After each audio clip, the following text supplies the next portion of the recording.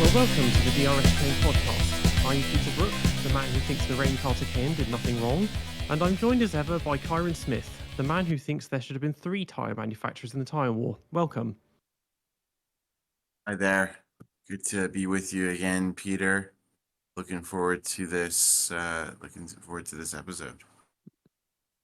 So today Nav can't be with us, but instead we have our first guest, the Mobile Chicane. Welcome. Thanks very much for having me, guys. I already received a message from Nav late last night saying that even though he couldn't be here, he still needed someone to carry the mantle of the Alonso fanboy. So I'm going to do my best for him. Awesome. So before we begin, just quickly, tell us a bit about just your channel and the videos you make and everything. Not too dissimilar from yourself, Peter. I'm, really interested in the history of F1. I always have been. So normally we take a deep dive into sort of drivers, old and new, sort of teams of various quality, maybe different races or seasons with some significance, and kind of analyze them and try and sort of solve some answers. We've looked at Kimi Räikkönen and his time at McLaren and the reliability issues there, and released one just recently about Sebastian Bourdais and his tenure in F1 with Toro Rosso as well. Awesome. So if you like my videos, you'll be sure to like Chicane's. So anyway, today, as our preview for the upcoming United States Grand Prix, we thought we'd discuss the very first running of the United States Grand Prix at COTA, which was in 2012. Yes. What a moment for Formula One. To finally head back to the U.S. and to have another crack at let's say conquering America. And this was, as you said, the inaugural race, and it was a memorable one. So I think the last race that had been held up to that point was in the States was in Indy in 2007, if I'm not mistaken. So it was great to, finally go back to the largest market in the world. And it was also at a critical juncture in the championship as well. So a memorable one.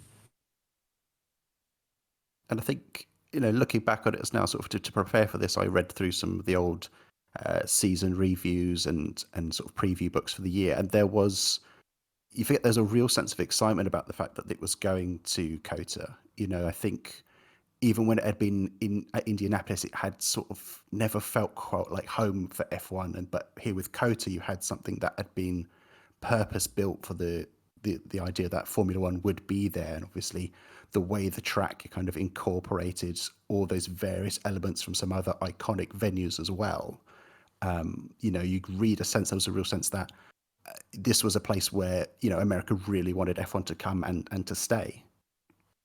Yeah, I remember when the circuit was being built and they showed the layout, a lot of people were like, well, what they've done is basically taken segments from several other circuits and just spliced them together, because it had like the first sector obviously is reminiscent of the S's in Suzuka, and then around turn 16 is that very long sustained one is quite similar to turn 8 at Istanbul. Yeah.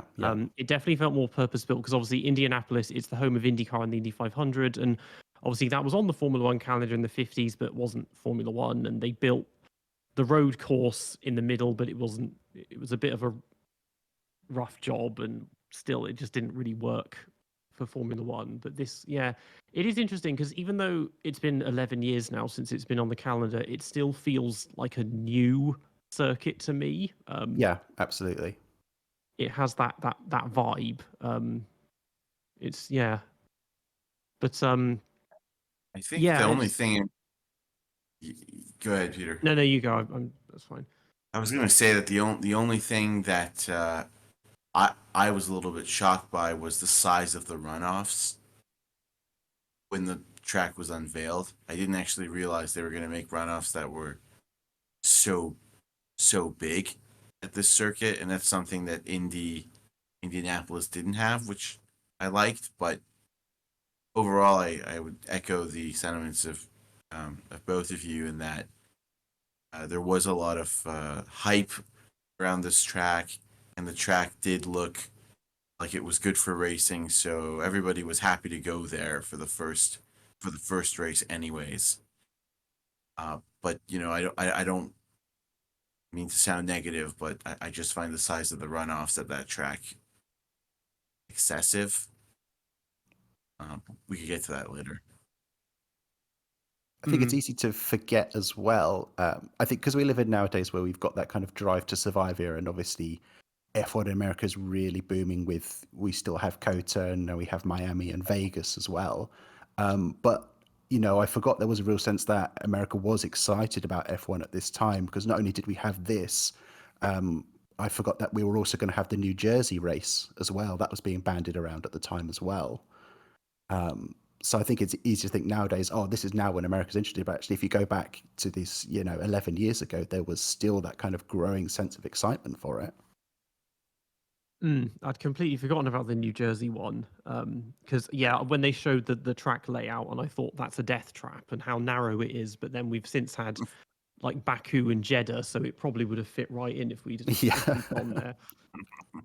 I mean, I suppose the runoff thing. I mean, this was kind of the beginning of that phase we've had of just circuits with nothing but runoff. It was kind of it was still in vogue to actually have grass and gravel. And this circuit, it does have gravel at some corners, but still, I mean, the large sweeping turns at the end don't really need the runoff so much. The S's does, but the rest of it is there is quite a lot of it, I think. In a weird way, it's quite nicely done, because you've got those sort of such bold like stripes and colours and the start. I mean, it's very sort of big and brash, but it looks fantastic even just to have those runoff areas coloured the way they are. Yeah, it's similar, obviously, Paul Ricard, but less kind of seizure-inducing than the ones there. I think aesthetically it does look really good. It helps that for once, it's a circuit with elevation change, because that is a huge run up to the first corner. It's very, very steep. So that's quite imposing, and obviously then that makes a blind hairpin into turn one going through. And yet they were on it. I mean, we're looking at where we go into the race. There's so many kind of overtakes that go on into that first corner, even despite the fact, and again, we'll touch on kind of the state of the circuit and the grip levels as well. People were really still going gung-ho with it. I mean, like I say, it's fantastic to see that elevation. I think, even though we did have things like Spa and in other places at the time, it's so clearly visible with this race. It's just the way it just juts up immediately. You almost can't see the top of it if you're sat on the grid. Thing is, it's been so many years since the first race. If you had a choice, would you continue to go back to COTA, or would you go back to Indy for the iconic banking? I mean, this is a question I always ask myself. I think COTA has been great for F1, and the first race was a very memorable race, but is it really more iconic than that banking was at Indianapolis, which is for some reason still the thing I think of when I think of F1 in the US. I don't know why, because it doesn't make any sense, but I still think of cars going around the banking in Indianapolis more than anything, even though we've had such great races at COTA. Yeah. I mean, Indy, it was hugely emblematic of the V10 era as well. And despite its relatively brief tenure on the calendar, because it was 8 races in a row, they were consistently very good ones. Whereas COTA has been kind of there or thereabouts in terms of race quality. Like there have been some races that are very forgettable, and there have been some good ones, such as 2018, 2021, but there haven't been any like immediate standout like instant classics is the thing. It's not really a That's a circuit that very comes good up point, flat. Peter, because all the Indy races had something memorable, very memorable happen. Either it was controversy or it was a tremendous race. And that's actually a very interesting point you made. I never thought of it that way, but almost every year something interesting happened at that track. And COTA has had maybe more peaky races, and that some were great and some were a bit forgettable. That's fair. Yeah. I would definitely agree with that. And again, I think if I think of F1 and Indianapolis, I think the thing I think of in my mind's eye is that banking and that straight where it all occurs, whether it is the 6 cars sat on the grid in 2005 or it's Ralph Schumacher, crashing along the banking there, or, when you had Hamilton and Alonso kind of dueling wheel to wheel. It's all that kind of main bit there is the thing I picture most clearly. I do fear though that if you went back, it would be a little anticlimactic in that if you were at the circuit mostly, because you wouldn't have the sound of V10s and V8s going through the banking and bouncing off the grandstands. It would be the hybrids, and it wouldn't give the same vibe. I mean, that it's a different. They've changed the road course layout there actually now as well, because Indy still uses the road course, and they've done something. They got rid of that final S's chicane thingy. Yeah. But yeah. So obviously, to put this race in context, because it was an interesting decision to bring it in quite late in the season, because it meant everyone was kind of going into the unknown. So this was the penultimate race in 2012, and it meant that we had, having gone from 7 winners in the first 7 races, it was now down to just 2 that could take the title, which was Sebastian Vettel and Fernando Alonso, and they were 10 points apart, both fighting for their 3rd title. What a story! What a run up! I remember in the press conference, a classic moment though in the press conference leading up to the race. They had, and I watched it before, this episode with both of you, and it was Hamilton, Perez, De La Rosa, Räikkönen, Vettel, Alonso in the press conference, and it had been such a great season, and the season, it would have been a classic season even if it had ended in Abu Dhabi, as far as I'm concerned. 2012 was that good, but everybody was wondering who was going to win the championship, and they asked Kimi who's going to win. Is it going to be Fernando or is it going to be Seb? And it was just a classic response that I found funny and everyone laughed at, which was, whoever has the most points at the end of the year will win it. And I just thought to myself, but there's some truth to that, in that both drivers I think would have deserved it with Absolutely, how well yeah. they had driven up to that point. So it was exciting. It was an exciting time. Yeah. I think it was also. Sorry, go on, Peter. So I was going to say, I think it was also partly Kimi thinking, well, it's not going to be me, so I don't really care who it is.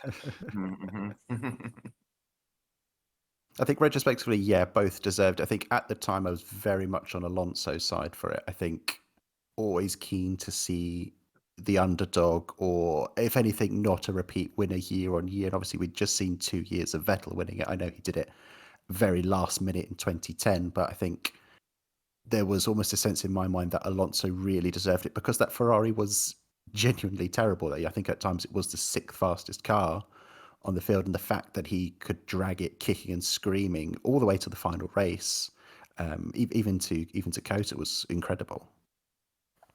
Yeah, I mean, at the time, obviously, I'm a Vettel fanboy, and at the time, I couldn't stand Alonso. I've kind of mellowed a lot more to him since his comeback. But yeah, it's kind of conflicting, because for myself, it's like I can't really deny he got taken out in Spa by Grosjean, and then he got hit by Kimi, I think, at the start in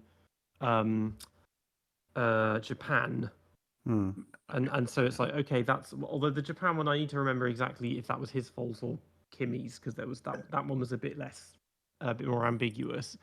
So okay, so that has an effect. But then Vettel himself had his alternator blow up in Valencia when he was leading the race, and then he had his contact with Chicane in Malaysia.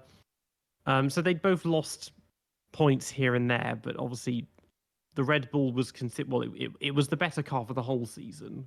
Yep. So he wasn't having to fight as hard as that. I mean, both of them at least weren't having to fight their teammates so much because Webber was he won in Monaco, but otherwise wasn't really there. And then Massa was just a ghost for the whole season. And until maybe the last 5 races when he went, oh, I should probably just do some driving now. Yeah, he was just absolutely miles off Alonso. So that kind of cleared things up a bit for them. But yeah, I think the issue here was that the Ferrari became quicker as the season went on. COTA was a good example of that as well, of both the Ferrari showing some pace and Massa showing some pace. And then I think one of the great misconceptions of this season is that this car was, and I agree with Chicane in that, yeah, there were some races at the beginning of the season it was perhaps 5th or 6th quickest. Australia, it was not a good car in Australia. Mm-hmm. But that car was improved massively. You know, credit to Pat Fry and the engineering team. They turned that car around, where in the second half of the season, there were genuinely some races that thing looked like the second quickest car on the track. I always bring up Brazil. They were flying in those conditions. The car was very quick in Abu Dhabi. Hockenheim, the car was flying. There are other circuits that I'm forgetting now, but you look at the speed that car had on merit in the final half of the season and compare it to the first half, it's like a different car. So I don't want to take anything. I don't want to take anything away from Alonso, but you know, it's not like he was driving the 6th best car from the midway point on. They turned it around. They turned it around in my view. Yeah, I mean, looking at the results, the first half of the season, they only had 4 double points finishes. But then that ended with Germany, where Alonso won and Massa was 12th. But then Hungary onwards, it's apart from Alonso's 2 first lap crashes, it's double points finishes every race. And Massa gets his 2 podiums, his only 2 podiums of the season in Japan and Brazil. So it was definitely turned around. Absolutely. And Alonso drove an excellent season. I think everybody knows that. It's been spoken about endlessly. But he also made mistakes that season. People forget in China he went right off the track. It was a big mistake. Everybody forgets the mistake he made in China for some reason. Maybe because Kimi made a way bigger one, and everyone remembers Kimi falling through the pack in that race because the tires went off the cliff. But you know, and we're gonna get to it in this episode, but don't forget that Japan was, by most people. Here I go with my controversial takes, but I think most people can admit that in Japan that was Alonso's fault. I mean, he had so much space to the right and chose to intimidate one of the bravest drivers in Formula One, Kimi Räikkönen. I mean, that's not a driver you try to intimidate like that. Kimi was never going to lift, and they made contact. So, you know, those are key mistakes that you have to, you know, think about. And then the second thing is his qualifying form was nowhere near as dominant in the final stretch of that season. COTA being a perfect example. You know, the fact that Massa outqualified him meant that Ferrari had to break Massa's gearbox on purpose, so Massa would drop down the grid and Alonso would be able to come up and start on the clean side of the grid, which, as you both mentioned, given the grip levels in this race, proved to be a strategic advantage. But we'll get to that. I mean, obviously, qualifying, especially Q3 qualifying, has never really been Alonso's strong point. But it was obviously it was a completely new circuit for everybody, and there was, in practice, one of the main takeaways was just the enormous lack of grip that everybody was struggling with. They're saying the circuit was very green. I think it was a lot colder for the time of year as well. So I think that caught a few people out. I think especially Pirelli as well. And obviously they admitted as well they went too conservative with the tyres that they brought, and it meant it was a big struggle for a lot of people. Yeah, that was a recurring theme. That there were cars that could switch the tires on, and then there were teams that just couldn't. But what was interesting was the temperature played a big part in that too. So you saw some teams like suddenly start to set some blistering lap times in the final stretch of the race. But I would agree that as you said, Chicane, that the tire compounds were way too hard. Pirelli obviously were being conservative first time at the track, but it was an important theme during the race. I mean, it's surprising because I'm looking at the practice one results, and Vettel was the fastest by actually a huge margin. He did a 1:38.1, so a second and a half faster than Hamilton. But that was only about 2.5 seconds off his pole time. So that's not a huge gain if you think they often, even in qualifying alone, they usually gain about a second. But it was interesting at the opposite end of the grid because HRT they were in a bit of a ruckus because the team was now up for sale and they were just slowly dying a slow and painful death. But they were setting times like 10 seconds off that in practice, and we're thinking we're not going to qualify here. Like we're going to, just like in Australia at the beginning of the season, we're going to be out at the 107% time. But so sorry, go on.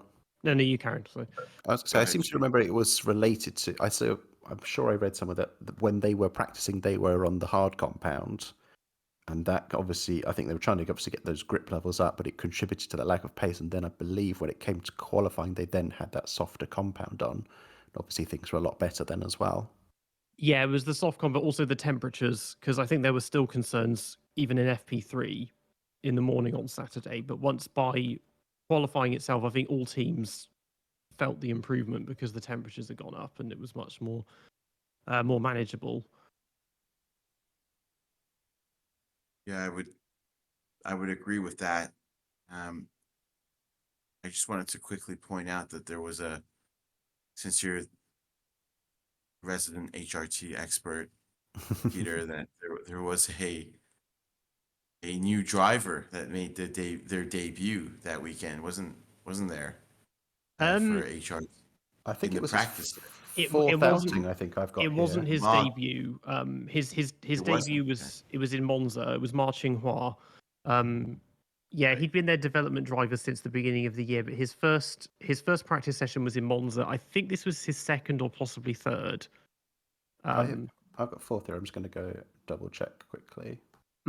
But he was horrifically slow in Monza. I mean, there's an onboard of him. I don't think it's obviously not a push lap, but there's an onboard from Monza and he's just cruising round. But yeah, in COTA, he alone was 2 seconds slower than De La Rosa. So De La Rosa was already 8 seconds off Vettel's time, and then he was 10 seconds off. So both of them were miles outside the 107% time. That was a concern, wasn't it? That would HRT even make that 100% time? On top of the concerns that they had mentioned in the press conference leading up to the race, that they didn't have enough parts in that team to even race. So a bit of a shambles there.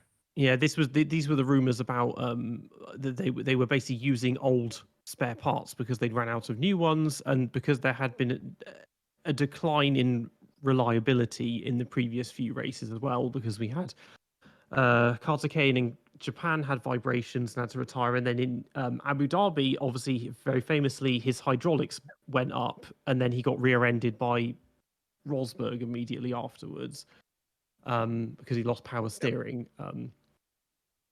It was just a struggle. It was a long, obviously it was the tail end of a long season, so I think everyone was struggling because at this point I think it was this was the 19th of 20 races, so I think it was the longest season on record at the time. Which is mad to think about now. when I go back through footage, and I was looking through like the 2003 preview recently, and they were going, "Oh, we've got a whole, what was it, 15, 16 races to get through this year." And I thought that's nothing at all. Now that's just barely 2/3 of the year. It's crazy to see how much it's grown. And there aren't really any ones you want to get rid of as well, because it doesn't feel like we're missing. It doesn't feel like there's filler Mm. in terms of races. And it does feel like now, because now we're up to what, 24. I mean, there were 2 races this year alone that got cancelled. There are several you could get rid of. But back then it was. I was like, I don't know which ones I'd want to get rid of, to be honest. Like,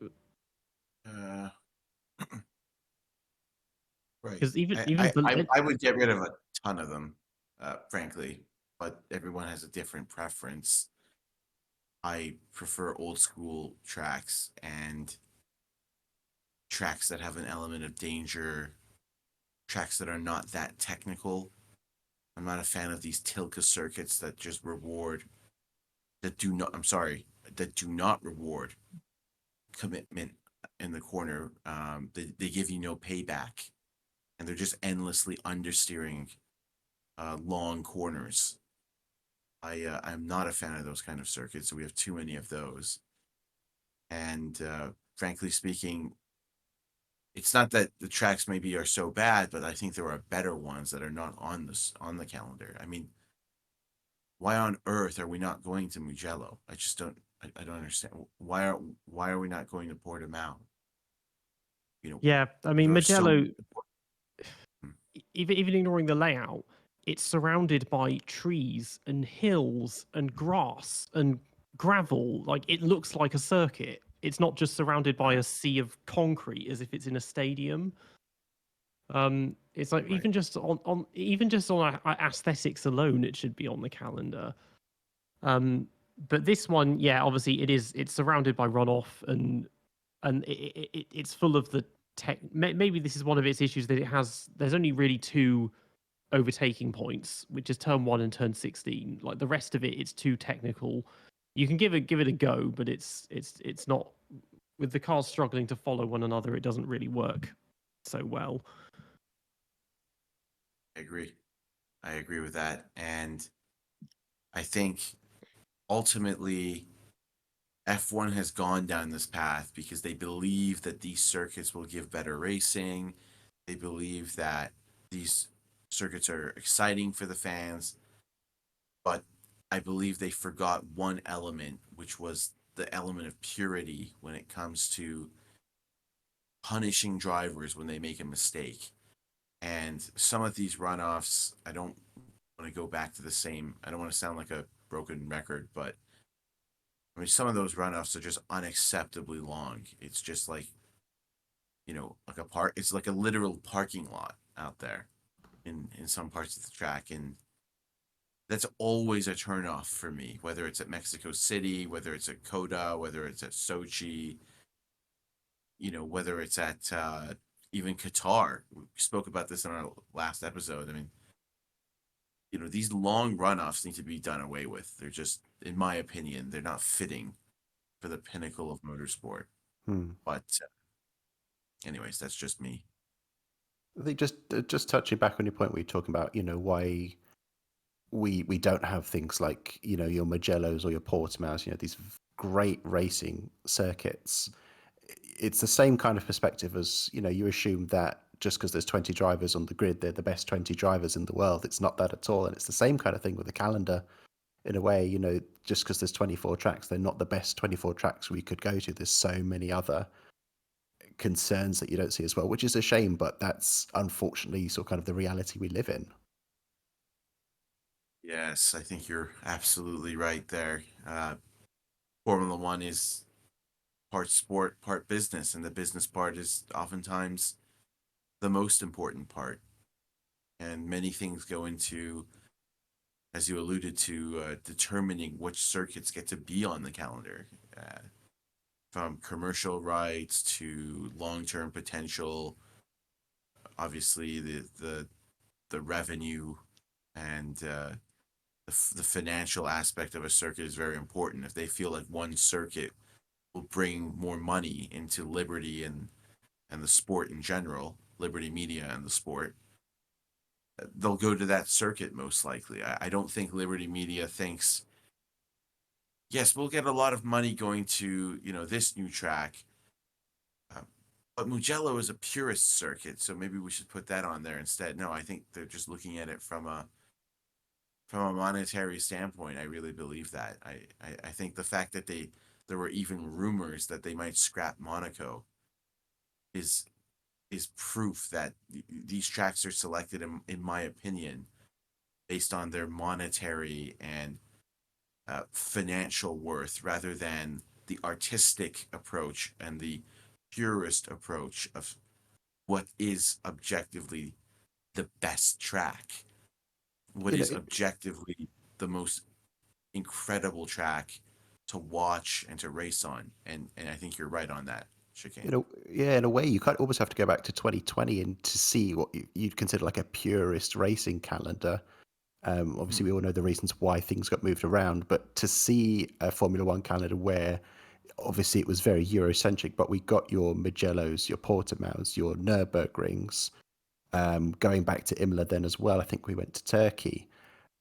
It's really weird to look back on and see that was the calendar, but there's so many wonderful things there. And that's the F1 we could get to see if it wasn't governed by so much kind of greed in a way.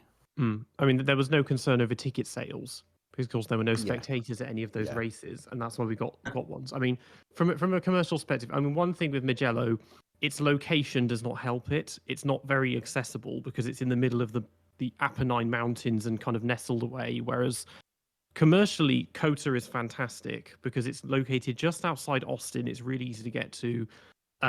There is huge demand to get. In America, there is increasing demand for Formula One. America is a huge market that the sport really needs. And then when you factor in also drivers like Daniel Ricciardo bringing all the cringe you can imagine to every race, and then it's perfectly set up from that perspective. I want to ask a quick question here because I like that F1 is in the US. I think the US has an incredible racing heritage. I obviously, I live in a US city currently, and I just have nothing but obviously respect for racing in the United States, and I'm glad F1 is in the US, but I'm going to just ask a question here, okay? Does F1 actually need the US? Like, when we say need, that denotes, in my opinion, existential, as in, without the US, the sport wouldn't exist. Is that really the case? I'm just posing a question. I mean, the money, I think it needs. Does it need it? Does it? It doesn't need what I would call the kind of Americanization of it. Like it doesn't need to start stepping on sort of NASCAR, IndyCar turf in terms of how it markets and brands itself and that. But I think the money is probably fairly important. Right. And just because America has such a huge motoring industry and market as well, it's kind of, I mean, it's always been there in one way or another, because you had Indy 500 and you had the USGP all the way from the 60s to the 80s. But the 90s was kind of the drop off because there weren't any American drivers except Michael Andretti, and then there was no USGP in the 90s either. So it's always been there in one way or another, but not because it's so Eurocentric. That's why there haven't been as many American drivers, and the American motorsport scene and culture is quite detached from the European one. And sport in general, if you think things like, baseball, basketball, American football, these are things which are not worldwide sports in the same way that association football and stuff like that is. That's where America is a bit more kind of culturally isolated on the sporting front. I think from the perspective where it's the Formula One World Championship, and I think you need to, if you're going to have a world championship of anything, I think, if you're doing the Jenga World Championship or something, anything like that, and you think about touring places where you'd go, America would absolutely always be included in that conversation, very near the top of the list. There's an argument that if you're having a world championship, it should go, everywhere in the world. And I know we don't currently have a Grand Prix in Africa, and that's something that they've, the FIA and FOM have wanted and spoken about, but it's not turned around anything recently. But I think from a perspective, if you want to show this sport to that whole world and invite the world to have a look at it as well, you need to have that American market in there as well. And I think it's, again, I always thought you were going to ask whether we needed so many races in America, Ciaron. I thought that was where you were going to go. I think a lot of people forget how big America is. I think a lot of people, myself, are so Euro focused. We could so easily assume how quick it is to get to places, but to travel from one end of America to the other is an insane trek. It's not, if you just had one American race, it wouldn't be feasible for everyone to be able to see it by having those other ones dotted around. I know that's not entirely the reason why that's that many there, but it gives the people so much more an opportunity to get to go see that sport and experience it. Well said. I just suppose I prefer to see Mugello and Portimao, and I really wanted Vallelunga to upgrade to a first grade license track, and Potrero de los Funes and Nürburgring and Hockenheim, and I think we need to have racing in the U.S., but I'm seeing reports where Domenicali wants 4 races in the U.S. I mean, I understand it's a massive country, but one per time zone, I think, is what he's thinking. One per time zone. It's just, Yeah. it's just, this sport has had a core fan base that's from Europe, and it's a shame that none of the European tracks, I think it's ridiculous that some of the core tracks are being spoken about, like Spa and Monaco, as potentially being removed, and instead we're going to add tracks that have no history, and in a market that is relatively new to the scene in terms of being very passionate about F1. Yeah, I mean, there has to be a balance. That's all I'm trying to say. I mean, this was one of the many pushbacks from my manifesto video, because I said that America can have one race which would be in COTA, and Las Vegas and Miami are cringe and they can be given to IndyCar. Because it's people are saying, well, the thing is that for Americans, it is to go from one side of the country to the other is like crossing the whole of Europe. So it is huge in that sense. But and it is, and so it's like, and you have to think of it like each state is like its own country, is kind of how you have to analogize it. But it's, the thing is, the obviously this is a world championship, and it's important that we have a fairly even spread, but it's also, it's kind of Eurocentric.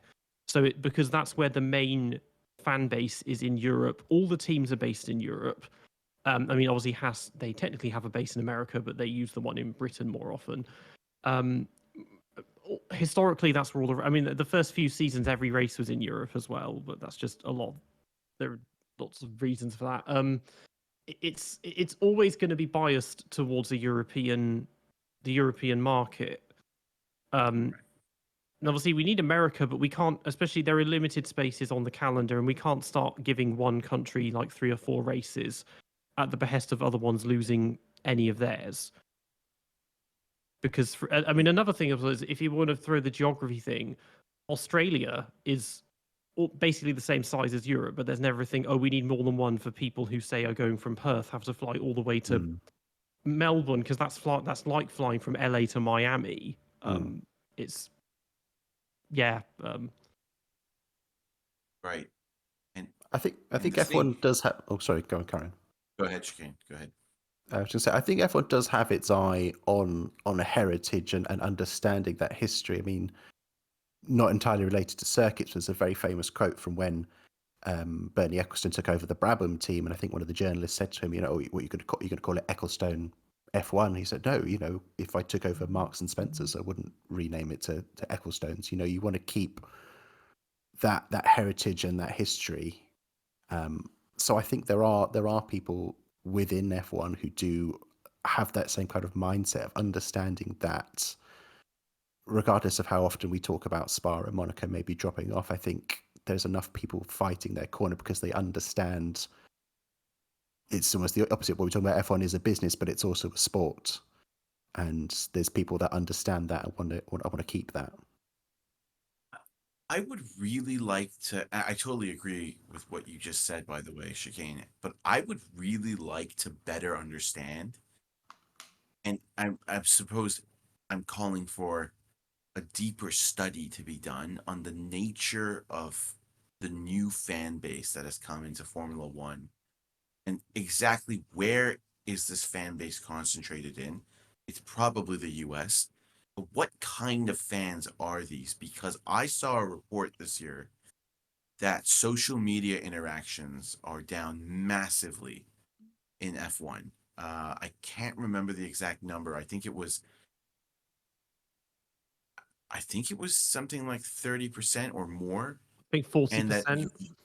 40% and viewership in the US is down. It was down a few months ago, year to date, up to that point a few months ago, almost down 25%, 22 to 25%. So why is that? Why is there suddenly such a huge decline? And the question I'm trying to get at is, are these really racing fans, or are these people who just watch Drive to Survive, and then since the season's boring and there's no drama, or because they got bored of Drive to Survive, they turned off? And that's where the dilemma lies for me. I mean, are we catering to a fan base that doesn't even really care about the racing? Drive to Survive has extended Ricardo's career by 5 years. It has. Yes, it has. It's not a joke. It's disgraceful. Yeah. It is a very new audience. I mean, I think 2021, a ton of new people got into the sport because that was an exceptional year, but kind of exceptional for the wrong reasons because so much of it was, to quote Lewis, manipulated. It was very manufactured in so many different ways. I mean, it was a season that shouldn't have happened because without the pandemic, it would have been the 2022 regs, and Lewis wouldn't have had a look in for the title. And then obviously they've been comparatively, like, the first half of 22 was great. Then Leclerc has his Hockenheim 2018 moment in France, and then Max has won everything since then. So yeah, I can understand it's not that there's not the drama because there's still. I mean, the race quality I'd say is still perfectly good. It's just not happening for the lead. All the good stuff is happening in the midfield, like 30 seconds behind Max, who's barely seen at all in the races. But Peter, my point is that, if that's happening in the US, I'd like to see how did the Italian fans respond? How did the British fans, the core European fans we know are obsessed with Formula One, no matter if it's the most boring season or the most exciting season. Formula One is almost like a part of the culture in the UK or in Italy. It's such a big sport there. As Americans, we'll talk about college football or the NFL at a dinner table. For decades, people in the UK or Italy will be talking about F1 just about, just as a part of their daily life, and I would really like to see a comparison between, the drop off in audiences this year and, which audience had the greatest drop off. I strongly suspect it's the American audience. Yeah, I But don't think. I think the effect is probably not so strong in Europe. Exactly. Because it's more embedded here, and the thing is, well, obviously as content creators we would all notice if there was a large drop off on viewership and engagement on our channels, and that hasn't been the case as well. So Yeah, from my perspective, I suppose I'm active on F1 Twitter, and F1 Twitter is mostly European people as Yeah. well. I don't see so much from Americans on there. But yeah, I mean, I'm not on TikTok so much, and I think maybe that's where a lot more of it's happening in the American market. I don't know. Maybe. I mean, I can't Um, judge it because we don't know the numbers. I can sort of only judge it from my perspective. But I think even as someone who is an avid fan, you know, I've been watching the sport since 2004. Um, Hmm. there's a lack of interest on my part as well. You know, I'm not always privy to watch the races live, just to my lifestyle and my other working habits. So I do have what I call sort of phone checker races where it gets to, you know, lap 27, Max is about 3 laps ahead, and I'm more than inclined to just go on BBC Sport and see what the result was. You know, just to see, is this worth the rest of my day off to continue watching? Or shall I just go, oh yeah, just to confirm, there was no other overtaking, nothing else really happened. Ferrari did something silly, that's it. So I wonder, I would agree with you there, Karen, if that's kind of happening within my house with someone who is such a big F1 fan enough that he wants to kind of make his own kind of career out of it, I can only imagine what it's happening with those more casual households who are getting into it through Drive to Survive or something else like that. Yeah, I mean, yeah, well said. Well said. I mean, for me, I started watching full time as such in 2008, and since then, I think I've missed probably fewer than half a dozen races that I haven't watched at all, and those have all been like China, Japan ones that were very early in the morning, and I found the result out and didn't watch a replay. Yeah. I mean, these days with one races like that, I won't get up at 6 to watch them, but I'll watch a live replay a few hours later. But I still watch every race. I'm in an interesting position for myself that I'm actually quite eager for the season to end. Not because I don't like it, but because I've got several videos planned that I can't make until the season has ended because they're all quite statistic heavy. And so I'm just like, I'm sat there thinking, is there really another 5 races to go? Like most seasons had ended by now, like mid October. You were at the end, and we've still got 5 races left 5 more to go. going all the way into December or nearly into December. It's so long. Yeah. I think there is a little part of me that, as frustrating this year was from sort of an entertainment perspective, I did applaud it from sort of a performance one. And I think there was a little bit of me, as boring as it would have been, I would have liked to see Red Bull win every race. Like, Yes, yeah. from an entertainment aspect, that's terrible. But just for the history of it, because obviously everyone always talks about McLaren in '88 and how close they came that year. To be able to see that kind of history in front of us would have been amazing. I wouldn't have appreciated it probably fully at the time, but sort of a few years later, you would have looked back and gone, "Oh, we saw all that happen in front of us." Yeah, it really I grated on me, Singapore, because it just ruined the OCD of having Red Bull win every race. But then also Oscar won the sprint in Qatar, so that's another one that Red Bull haven't won. Yeah. So it's like, oh, the moment's gone, so just do whatever at this point. I'm gonna put on my tinfoil hat, as they say, and I believe in '88 that. Okay, so there's a very famous interview where Ron Dennis says that he got a call from Marlboro in 1988, where the head of Marlboro, the cigarette sponsor, told Ron that it's bad for business that McLaren are winning so much.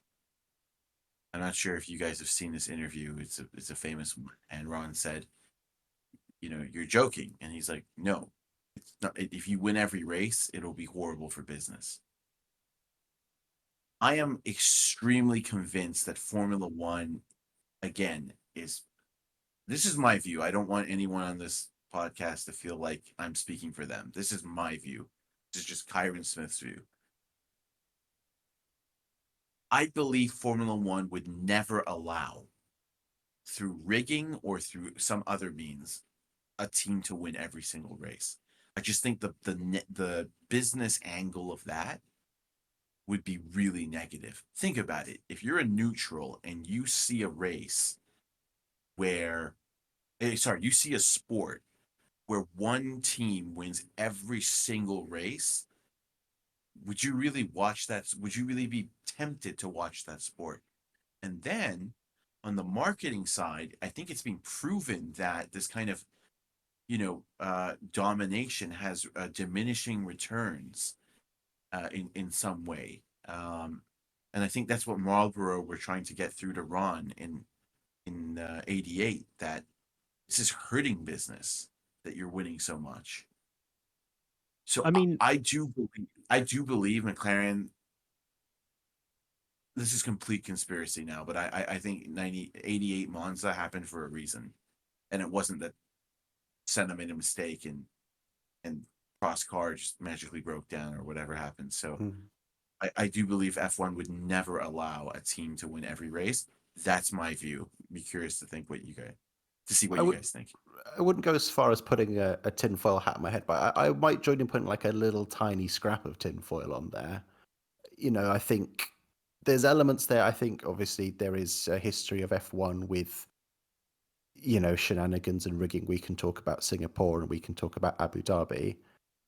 Oh yeah. Not to say that that is absolutely what happened, but there is a precedent there from the past. I think also touching on that Marlboro thing, they were very instrumental behind the scenes of McLaren at the time. I've been doing some work on a retrospective on Nigel Mansell at the time, and when he joined McLaren, it was pretty much all entirely down to Marlboro. They wanted that kind of big name driver there. McLaren originally wanted Christian Fittipaldi for it, and then Marlboro kind of forced Mansell in. I know choosing a driver is a little different from affecting an entire race result. But to touch on when you talk about, people don't want to see, that kind of total domination in a sport. I draw parallels to kind of English football and the invincible side of that Arsenal once had 20 years ago, whenever it was. And again, that's something that's kind of reverie in so many places. As soon as another season starts around again, there's always people kind of wondering maybe whether that's going to happen again, or people are going to do something like that. It's almost kind of like this unattainable goal, but it's something kind of exciting to look forward to in a weird way, if you could do something like that. Yeah, I mean, on the dominance front, I mean, everybody was still waxing lyrical about the World Endurance Championship when it was Toyota winning everything, because there was no one else in the hypercar category. So they had no one to race against. And tennis, like, we've only just broken out of this 20-year period of the same four guys winning absolutely everything. Yeah. And everyone still loved it, and it was still a classic to see, another Federer Nadal final or something, even though we'd seen it 100 times already. It wasn't such an issue. I think generally, because these periods of dominance that we've had since Schumacher, just going from one to the other, we haven't had that before since the 1950s, really. And obviously, you can't modern Formula One you can't compare it to the 1950s on basically any level. It's boring at the time, and then you have time to reflect on it, like after that driver has retired or a few years have passed, and you almost miss it, or you develop that kind of reverence for how good they were and how good the team was. And obviously that's definitely the case with Schumacher. It's sort of the case with Vettel. Eventually it will be with Mercedes and Hamilton and Verstappen once several years have passed. But we are in a situation where it just feels like we're just going to keep jumping from dominator to dominator. And now that it's Max's turn, which was already quite delayed because of Lewis, if you think he's been in the sport for 8 years now and is just starting to get going. But then that itself is going to get in the way of people like Leclerc and Russell and possibly Piastri and others. And then you think, well, who's going to be the next one? Is it going to be like Kimi Antonelli or whatever? Like, it does need to find a way of breaking out of that and becoming a bit more unpredictable. Yes, Verstappen's been in the sport for 8 seasons, but Lance Stroll has been in the sport for 7. I mean, I'm sorry to just completely go off topic. I still have a hard time believing that. Um, I don't know why this generation of drivers just seem so much less experienced than what they are. And I'm not sure if that's a good thing. I just I just keep thinking of some of these guys as rookies. I don't know why, or sophomores, second Mm. years. It's their Just age. That they're much younger their age. than people were like 20, 30 years ago. That's the thing. Like teenagers, pre 2010, you almost never got teenagers in F1 other than like Mike Thackwell or Al Yeah. Jaswari or whatever. They were always at least 22, 23 years old, I often re- more like closer to 30. Yeah, I remember as a kid that was kind of spoken of reverence, really, when you talked about Mike Thackwell. That's the notable thing he did, was that he was 19 when he arrived, really, Mm. and he was the youngest guy, and it was kind of seen as this almost mythical figure in a way, even though he accomplished very little. It was still seen as this incredible thing, and now it's almost the norm in a way. There's almost the gate line to getting into F1 is passing by quicker and quicker in a way. When I did my Bourdais video recently, I talked about, he was, I think it was 20, I've already forgotten, it was 27, 28, I think he was when he joined F1. And the only person who's sort of been older since then, who on their debut was Lotterer. When he had his one-off race, I believe he was 32 then. So Mm. it reaches an age where it's just sort of not possible anymore. And I wonder if it's sort of a determination from other people to maybe sort of try and find their own next Verstappen in a way. I think about when Räikkönen debuted for Sauber back in 2001. It was kind of, there was a lot of disbelief before it, and he was put under probation for those first few races because he was so inexperienced. And then when he sort of performed so strongly, there was a sense of, oh, if we did this once, we could do it again.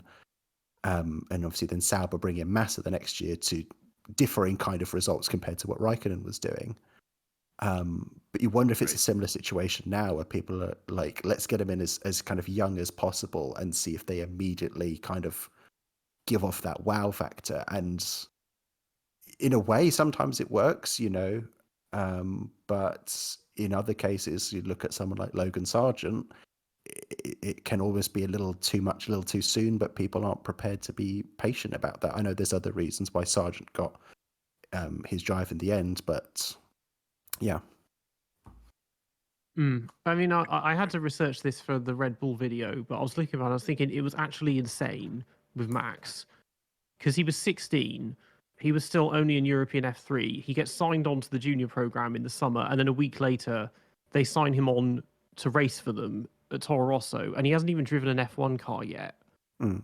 And I'm like, that is ridiculous. I mean, that's like, because Kimi Antonelli, he just won Freca. That's like signing him now for Williams in Logan Sargent's seat or whatever. Yeah, I mean, there's people obviously talk about him going to F2 next year. That's seen as almost, a ridiculous kind of jump. So the thought that, that's a similar situation where he could have gone to F1, it kind of boggles the mind. Yeah, It but just, it Max feels. had experience. He had experience, though. I mean, he had a lot of races under his belt, didn't he? I mean, not a lot, but he had. In terms of pure age, Max was younger than anybody, but he had competed in a lot of races, had he not? I mean, if you look at the number of races, yeah, go ahead. I mean, 90% of them were in go-karts. That's the thing. 2013, that was his first, or 2014, that was his first season in single-seaters. Yeah, I've got Wikipedia open now. So yeah, it was just 2014. He did that full season in European Formula 3. I mean, that itself is Couple of quite races here and there. because you usually Yeah. start in Formula 4 and then do that, or either that or Freca. Although Freca didn't exist back then. So he'd already made a leap going to European Formula 3 straight up. And the fact that he performed, I'm just looking at kind of people who are in that field now. You've got Esteban Ocon, you've got Giovinazzi, Nicholas Latifi. There's some recognizable names there that he was kind of performing against. Right. And it took Latifi 6 years to get to F1 after that instead of 1. And Ocon as well there. I think it's one of the most incredible ascents to F1. I think Ocon did beat Max, but Max was so much less experienced, I think, than Ocon. And But to me, I mean, again, I know I'm probably the worst person to say this because I have an undesirable reputation on the internet these days for no reason, really. I mean, I don't think I'm that excessive, but as being a fanboy of a particular driver. And I still think the craziest thing I've ever seen is a driver coming with, what was it, like one season of karting and then one season of Formula Renault and then going to F1. I mean, Max's ascent was incredible. And but Kimi is still, I think, the least experienced debutant ever. The Mm. thing is he was much older than Max, but he started everything later. I don't know what he was doing in his younger days, but he started later, and he did a season of Formula Renault and came to F1. I mean, that is skipping Formula 4, F3, F2. I mean, that's crazy. I mean, I don't even. It's crazy. he kind of set the precedent a bit of, we can get these young mega talents, because I mean there'd been before, like, I mean Takuma Sato, for example. He wasn't a generational talent. He started karting at 19, so he was already two. Yeah, I mean he was 25 when he made it to F1. So that was back then. That was a he was a bike.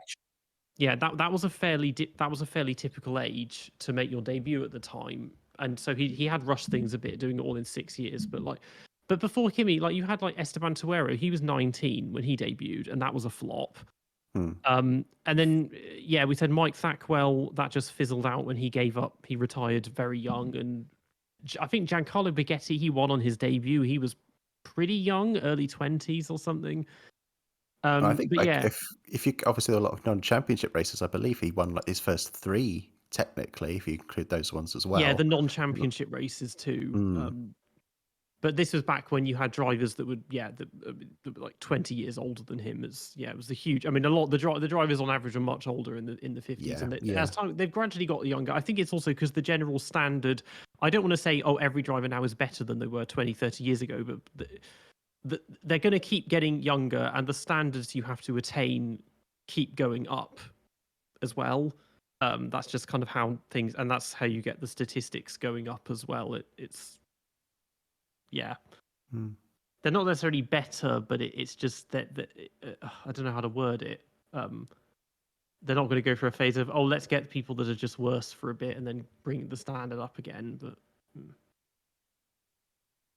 yeah, I hear you, and I also think there were some drivers in the past who did things that won't be done again. I don't think just because some drivers managed to do it at a young age that every driver will. And I hope we don't see that, drivers that maybe take a little bit longer to develop not get a chance in F1. I mean, everyone's different. Not everyone is going to be like a Kimi or a Max. But look at Damon. It took Damon forever. Damon was 32 when he made his debut, and he became a champ. So, it's a shame that everything is so streamlined in F1.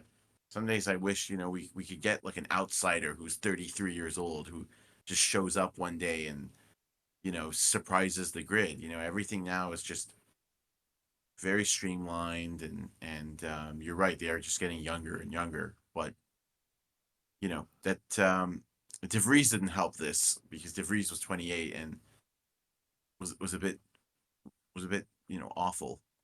But part of the issue, I think, is because of that older age, they inevitably go and do something else. The road to F1 kind of gets blocked off a point, so they kind of have to zigzag somewhere else. So De Vries is an example of that, and Sebastian Bourdais as well is a good example, whereby they're just underneath F1, but they can't quite make that other step up for whatever reason, so they have to zig kind of somewhere else.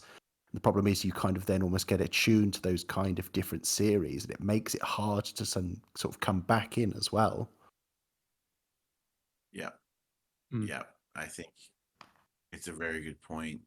Damon also had the advantage of his mom being very connected,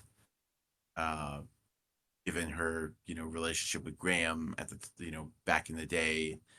So Damon had a bit of an unfair advantage in that he was still very close to the F1 paddock through his mom and through others and his name, whereas most 32-year-olds probably would not get a look in. at all. So you're right. People inevitably go and do other things, and then it makes the path to F1 even more difficult. Yeah, that's how it is, I guess. Yeah. Should we talk about the race? Yeah, how about that race? Yeah, we How should about probably 2012? we should probably go back to that. That was an interesting aside.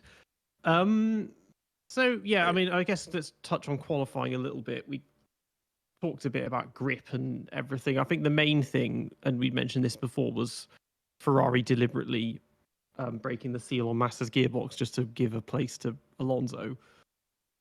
I think something like that reminds me. I think nowadays Ferrari are quite, not to say well loved. Obviously, Ferrari has a huge following all the time, but I think you remember back then. Obviously, there was the Schumacher times as well, but there was always some kind of shenanigans around Ferrari. They were always doing. There was always something that was kind of, yes, that's within the rules, but is that really what you should be doing? And so you've got to, I mean, there must have been such kind of almost uproar over something like this at the time. I mean, tactically it makes sense, but like I say, it's not really within the spirit of things. I mean, what did you guys kind of think about? I don't know if you remember what you thought at the time, or kind of looking back on it now as that kind of choice to hamper Massa to give Alonso that advantage, because it was a big advantage. I think they were talking before the weekend. There was an interview with Sam Michael. He was saying that people on sort of the even numbered side of the grid were expected to lose a minimum one place, but possibly even two.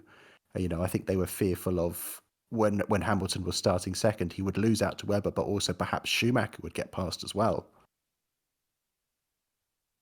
Yeah, I thought that it was.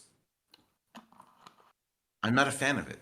I'm not a fan of it, and it's not because it's Fernando Alonso. I just think that looking back, it was a good strategic move because Alonso made up a lot of places at the start, and he did not lose spots while others did. But is that really what racing is about? I mean, Massa was so awful that year, but then finally found a streak of form, and as soon as things are starting to get interesting, he gets neutralized. So I thought it was. I just think team orders, in general, are against the spirit of racing, and that is a very naive point of view. I understand, but I just can't stand it. Whether even if a championship is on the line, that somebody has to stop for another driver. I mean, this is Formula One racing. It's not Formula One strategic communications. So my point is that it definitely didn't feel nice. And I remember Felipe saying, "Oh, I don't think many teammates would do that for Fernando," but I don't think Felipe had a say in the matter.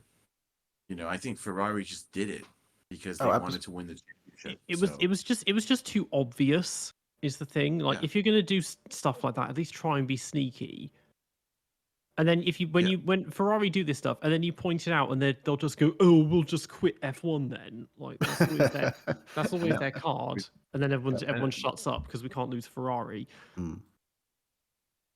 I agree. Yeah, it's just like, I mean, I don't know if it was an Alonso thing or a Ferrari thing. This was clearly not their circuit because he qualified 9th in all 3 sessions. He did have scrub tyres, to be fair, in Q3, I think. And I do believe, obviously, that was kind of a sort of the last throw of the dice from Ferrari to try and find some level of grip. Obviously, didn't work out. He was nearly 2 seconds off Vettel's pole lap. Like, it's just insane. I mean, he tends to be useless in Q3, but not by that much. Apparently, Michael had blocked him. Right. On okay. his Q2 time, I think. But then in Q3, like Chicane said, he had scrubbed tires, maybe, but there was no doubt Massa was coming on strong in the final few races in qualifying. I mean, Massa was out qualifying Alonso on merit. So that's not what you need in the heat of a championship. You shouldn't be losing your qualifying form. This is when you should be pulling laps out of the bag. So it also showed that the championship was not, it was a very open championship because as good as Alonso was, there were cracks in the armor. And, frankly, to need team orders to gain positions when you should be at your best in the penultimate race of the season is a bit unacceptable. I mean, I just find it unacceptable. And I would say that about any driver. This isn't driver specific. It's just, it leaves a bad taste in a fan's mouth when they see that happen. It's not what racing is about.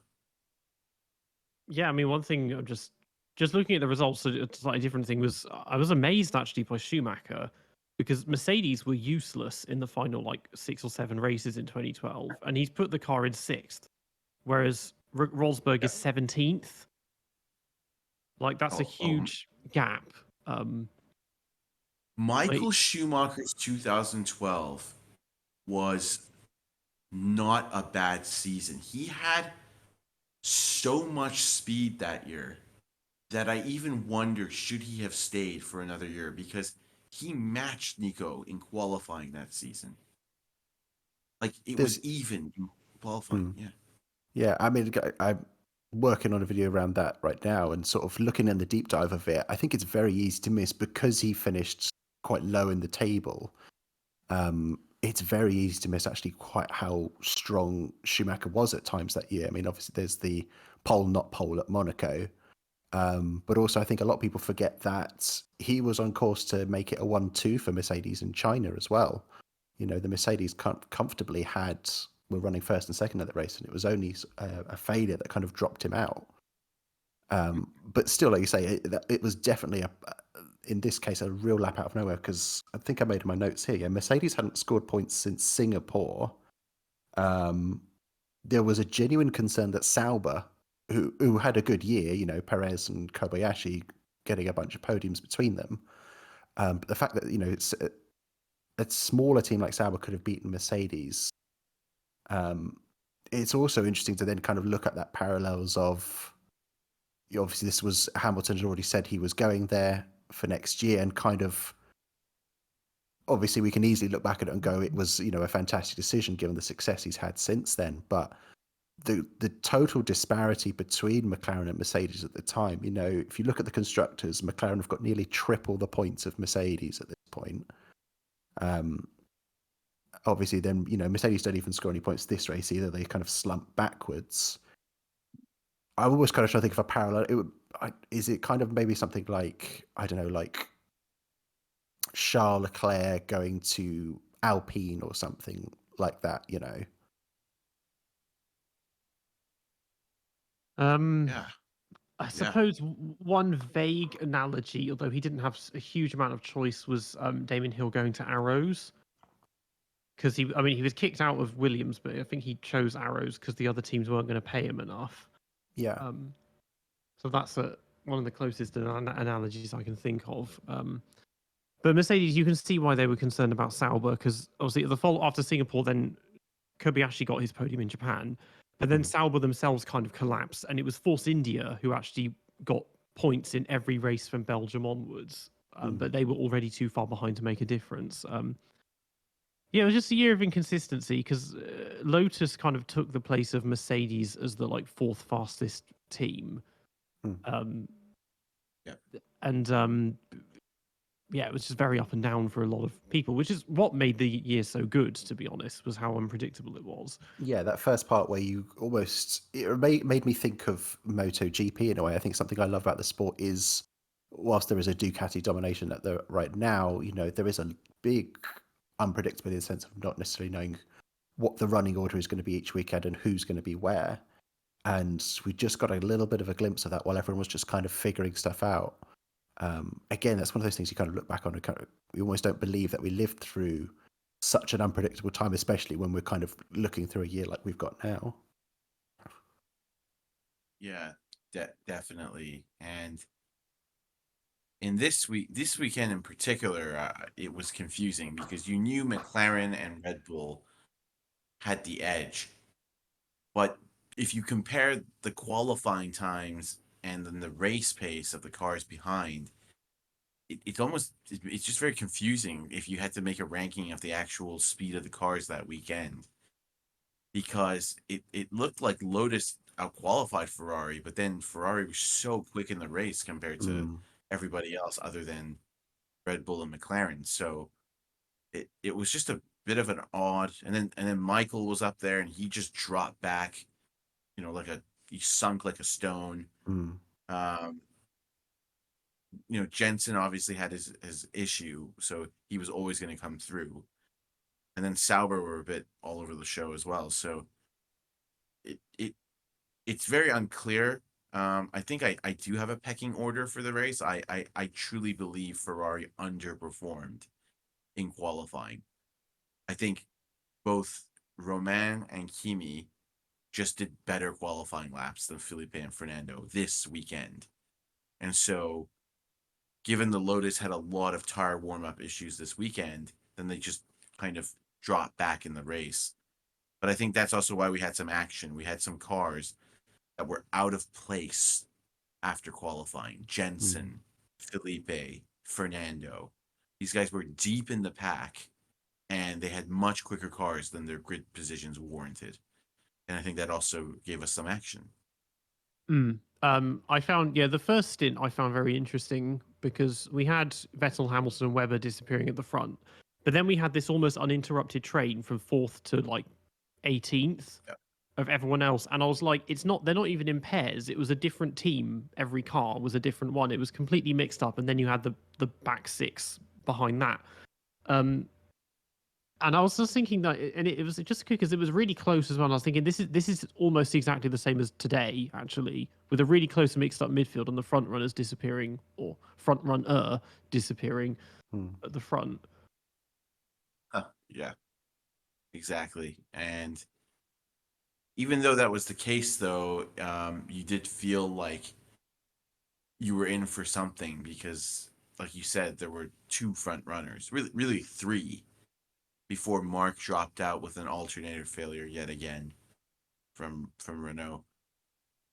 But behind them, it was just all going off. I mean, it was really a total duel between all the other drivers. And, we saw some great action. I love the action in the first laps. I mean, Kimi got pushed out and had a horrible start because he started on the dirty side. And then he came back on. He tried to make a dive bomb on Michael. Michael came back at him. Grosjean passed both of them. You had Jensen making his way up through the field. Fernando made an amazing start, and even was up to 3rd already when Mark's car broke down. But then, it wasn't clear like where people were going to finish because, like you said, they were all close in pace behind the Red Bulls and the McLarens. So that was definitely exciting, I think, from a neutral perspective, alongside the battle for the lead. So I think the first pit stop phase was also interesting because some of these guys had really slow. It was a one-stop race, but then some of these guys, like Alonso, as you can see, had a very slow pit stop. I think my favorite thing about that was that they make a note of it on the commentary. They sort of Alonso has that slow pit stop. And they go, "Oh, that's unusual for Ferrari to be sort of so disorganized." And I was thinking, how times have changed. Yes. How nice it would have been. Because obviously this was with Vettel 10 points ahead, and Vettel at the time was looking like he was going to win the race. If he'd won with Alonso 5th or lower, then he would have won the title there. So you can see why they're like, oh well, this is because it was the remaining places were still quite close behind, so that could have had a drastic effect. Obviously, Vettel didn't win the race, but we didn't know that at the time.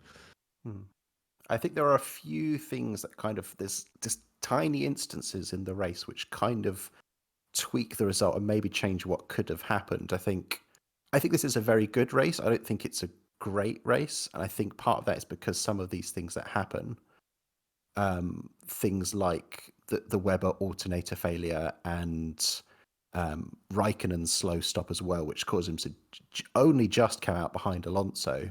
It's really fractions with that as well. You can see when Räikkönen comes out, he kind of almost has to adjust his steering because he almost, goes into the back of Fernando.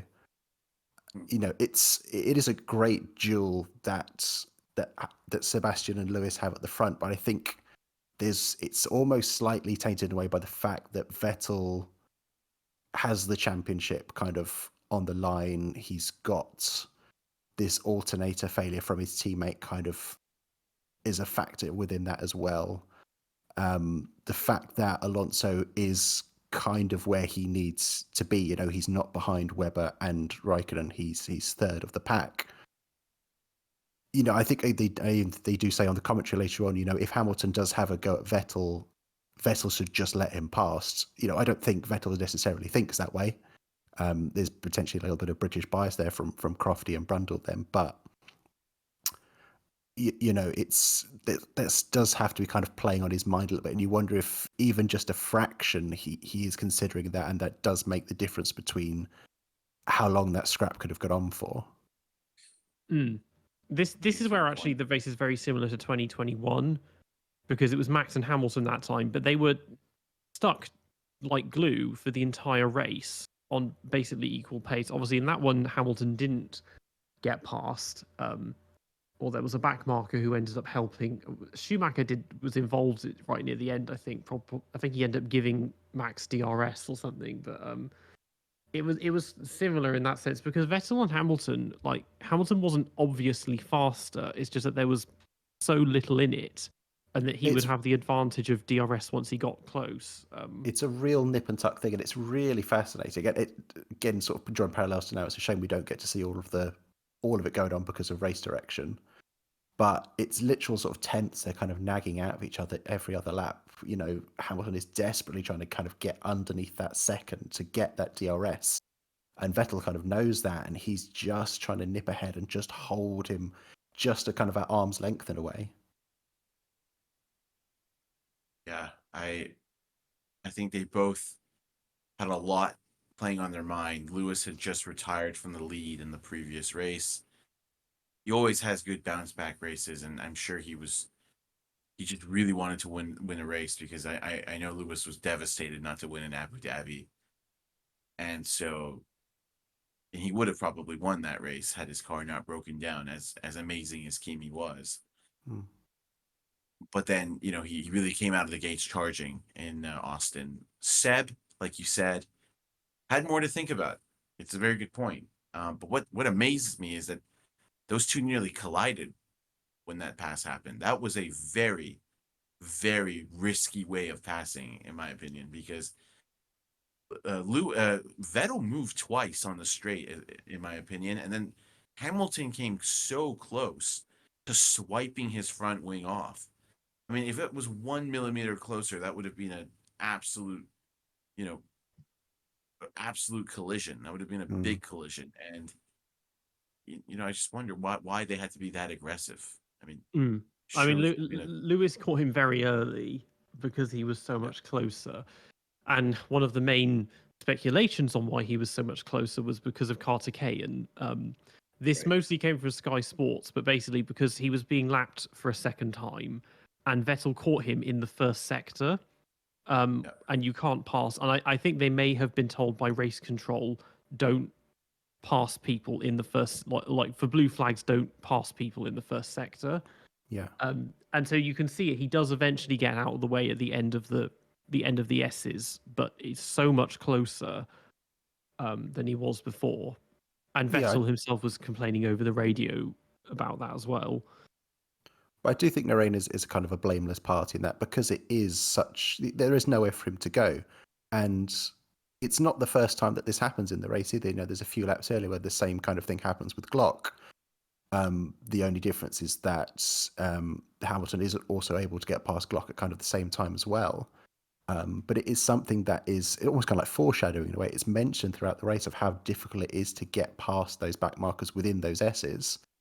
And it's just weird how that kind of they mention it so much, and it becomes kind of such an important factor in the race as well. But I don't think there's nowhere for Narain to go. earlier in the year, Vettel had called Carthagena a gherkin. Was this payback for that or no? I don't think this. I don't think Carter was deliberately trying to hold him up. Right. It's. I don't think he was being vindictive. I mean, if it was, there were opportunities at literally every other race that year to do that if he wanted to. Yeah, I think it was more that there's not. I mean, I've seen the onboards, and obviously it's going through the S's, and it's just that the HRT is not as fast through there, and it's just he can't keep the pace up. And he does get out of the way when he can, but it's difficult. And again, the thing is he doesn't want to ruin his own race, and that was the whole thing in Malaysia, is that he basically got pushed out onto the marbles, and almost went off the track, and he basically stuck on, and he was trying to stay on it, and Vettel just kind of sideswiped him or got on the racing line too soon, or just expect. I think the way Carter said was they just expect you to get out of the way, and it's not fair, and yeah. And for him as well, I mean, for once he was actually having a fairly good race. I mean, he was in last, but he was only 2 seconds behind De La Rosa, when normally he'd be like 30 or 40 seconds behind at this stage in the race. I mean, De La Rosa himself was 40 seconds behind Peak, who was carrying damage because he'd had a contact with Ricardo, I think, on the first corner. But yeah, you can see why he's like, well, I still want to run my own race. Yeah, makes sense. But actually, going back to the points that were made earlier, it always takes something out of a race if you feel it's being kind of affected like that. I didn't like that Seb was held up by Carthagena and then that set up the pass. I would have rather that just hadn't happened. And that Hamilton had a clear run at Seb in a way where neither driver was hampered. But anyways, I mean, we saw a pass. I think Vettel likes to complain on the radio quite a bit, sometimes in an almost polemical or unnecessary way. But I actually understand why he said the word ridiculous when Hamilton passed him, because I think Lewis was just unbelievably aggressive. I mean, again, I don't really understand why you have to be that aggressive. Because that could have so easily have ended in tears for both of them. And I think Vettel just acknowledged that, But I will say Vettel should also look at himself in the mirror, because Vettel's defense, in my opinion, was, if you look at that onboard, I mean, to me, it looks like he's moving twice on the straight. There's a lot of that. And I think I've seen a few onboards in that race. Looking back on it, there's a lot of kind of ambiguous defending further sort of down the field as well, where there's a little bit of jinking, just side to side. And that's totally illegal, and that's dangerous. You can't be doing that. I think it's mostly because it's such a long straight, and the DRS zone starts so early. It doesn't really. It's one that doesn't really need DRS, and they're catching. And like he caught him so quickly, and when you're being caught halfway down the straight, you will just get desperate because you can't. It's not like, oh, they're making a move on you in the braking zone, and you can try and block that. And there are lots of circuits where you maybe don't need it. Same Baku, again, it's really long. This is probably going to be the case in Vegas. When you think how long the section on the strip is, then they're not going to need DRS there either. Yeah, I think that was it. It was just too strong. But Vettel, he then clobbered the car over the rumble strips at the apex, which I thought was a little clumsy. But after the pass was done, like again, there was nothing in it, because Vettel stayed at the same gap that Hamilton had for basically the entire race, but just he himself didn't get within DRS range at any point. I believe Vettel had a car that could have won this race, and it's okay. He was thinking about the championship. He still extended his lead over Alonso. Job done. But this was a race where I thought it could have gone either way between McLaren and Red Bull. Both cars were switching on their tires better than the other cars as well. I mean, look at Lotus. I mean, Lotus had a very weird race. I mean, both drivers were massively struggling with tire temps, and it just prevented them from really making any progress. And you look at the McLaren and the Red Bull; those cars look like they were on rails. I mean, just watching Hamilton and Vettel take so much curve, so much confidence on entry, Lewis in particular. And it just goes back to Lewis's strength. This guy is so good in conditions where the tires are either too hard or the tires aren't heating up. And it's because he has such an aggressive driving style. Lewis can get that tire temp in where the likes of a Kimi or a Jensen are sliding around everywhere in comparison because their inputs are much softer.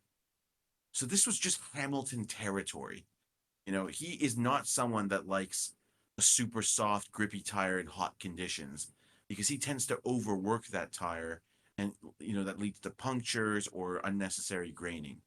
It's just his driving style. I've seen it time and time again. And the guy thrives in these like low grip, hard tire scenarios because he just puts so much lock and has so much braking power that he just switches the tires on and he's comfortable with that. So credit to him. He definitely was the best driver in my opinion that day. He beat Vettel in what I think was similar cars in a straight fight. You can't take that away from him. The only thing you can say is that why on earth were you so aggressive when you tried to pass Vettel? But apart from that, pretty tremendous. It was yeah, I mean, because there have been a few. I think without the Chicane thing, I mean, he probably would have caught him eventually because there have been a few points earlier in the race where he'd had DRS, but then Vettel had DRS as well, and again that was mostly because of back markers. But there was still I until watching it again, I was convinced that this happened with like 3 laps left, but it happened with like 14 laps left, so there was still quite a way to go. On it. But yeah, the cars were relatively fast. I mean, because 2012 cars were not particularly quick compared to a lot of other modern ones, but Vettel's pole lap was 3.5 seconds off Bottas's pole lap in 2019, which is not that significant, really. When you think that the 2014 cars have been up to 10 seconds a lap slower than they were in like 2020 and that. And the following year, 2013, his pole lap was almost a second slower than 2012. In what was basically the same car. Yeah, I think ultimately it's weird. I mean, you're right. Like they're not that far off. And at the end of the day, I think, these cars still look spectacular. I personally, it's hard to tell the difference between the speed of the cars just looking at them from 2012 to, a few years later. So, I thought 2012 had a good balance of tire degradation, fast cars. I'm not a huge fan of the step nose, but in general, F1 had found a really nice balance that year. I mean, it was a year that I think was a classic, and were the cars, did they look like they were on absolute rails like they were maybe later? No, but they still looked quite impressive. They looked like they were drivable. They looked fast. So in that sense, it was a really nice balance Formula One had found that I think it lost in the hybrid era. It was just a good balance of just teams and drivers as well, because we had this interesting mix of teams. The cars all looked different. They were all easily recognizable, whereas today they all look the same. I get AlphaTauri and Haas mixed up endlessly. And the first couple of races, especially at night, I was like, I can't tell Mercedes or Aston Martin apart. They look the same. But the drivers, because you had a mix, you had 6 champions, but you had a mixture of young guys, and then you had older guys who'd been doing this for a long time as well. And it was just lots of really good. There were kind of flops of drivers, but then you had the champions, and then you had people like Kobayashi and Maldonado and Ricciardo, and people who had lots of potential, and you just didn't know. Yeah, it was just a really good mix of everything, really, that year. And a 24-car grid, which we desperately need again. Yes, please. I think touching on Ricciardo, I I think when I look back on Ricciardo and I think about his time at Toro Rosso, I think I remember the really, really good kind of qualifying performances he would kind of sling out of it, especially compared to Verne.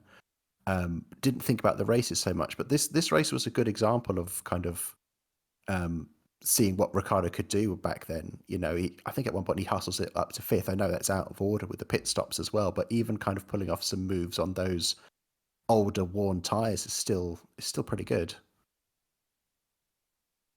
Yeah, he was showing some flashes of some of greatness. Even I'll go that far. Flashes of greatness, not anything more than that. And perhaps to those that were paying attention, you could see a driver that maybe Red Bull would want to promote in a year's time. So he did a good job. Back to the point though about the drivers on the grid and the regs and the balance. I agree with the balance between the veterans and the young up and coming stars. But what I really liked about it was that you had Vettel and Weber,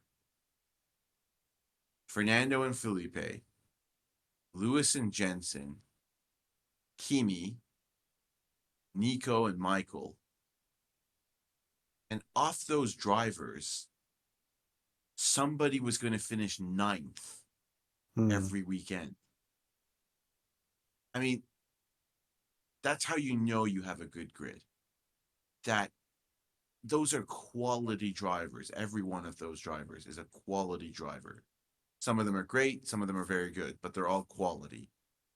And for one of those drivers to finish ninth is a disaster. It's a bad race for that driver. And that's what you want to see. You want to see every weekend these guys going at it and the prospect of just totally unpredictable results. And you know, that's how F1 should be. I keep talking about this and I'm at risk of sounding like a broken record, but there's just a lot of dead weight on the grid today. I really mean that. There are just a lot of drivers that just shouldn't even be anywhere near a Formula One car, in my opinion. And unfortunately, the top end of the grid today, I believe, is very exclusive and not exactly close to the rest of them. You know, Verstappen, Hamilton, and Alonso have a way bigger advantage over the rest of the grid than any driver had in 2012, in my opinion. You know, you had an elite core in 2012 that was, I think, you know, Hamilton, Alonso, Vettel, Räikkönen. Then you can throw in Jensen, Nico. These guys were all close. And that's why we had a great season. Everybody was just going at it. Everybody was super talented and relatively respectful. And that's what Formula One needs to do. You need to, you know, bring the quality drivers, put them in the top seats, and try and limit the number of either young and experienced pay drivers or actually any pay driver in general. I think it hurts the racing. And 2012 was an excellent example of that, in my opinion. Anyways, I think, I think I also agree with the points that you both made there. So, you know, just wanted to point that out. I think you can see kind of. I think if you look at kind of almost the disappointment Vettel has with this race, I think part of it is because he's probably got people on the radio kind of screaming to him about, you know, the alternator failure on Weber and positions of Alonso and kind of where everything is, and he's kind of being maybe kind of inclined to look more towards the championship as well.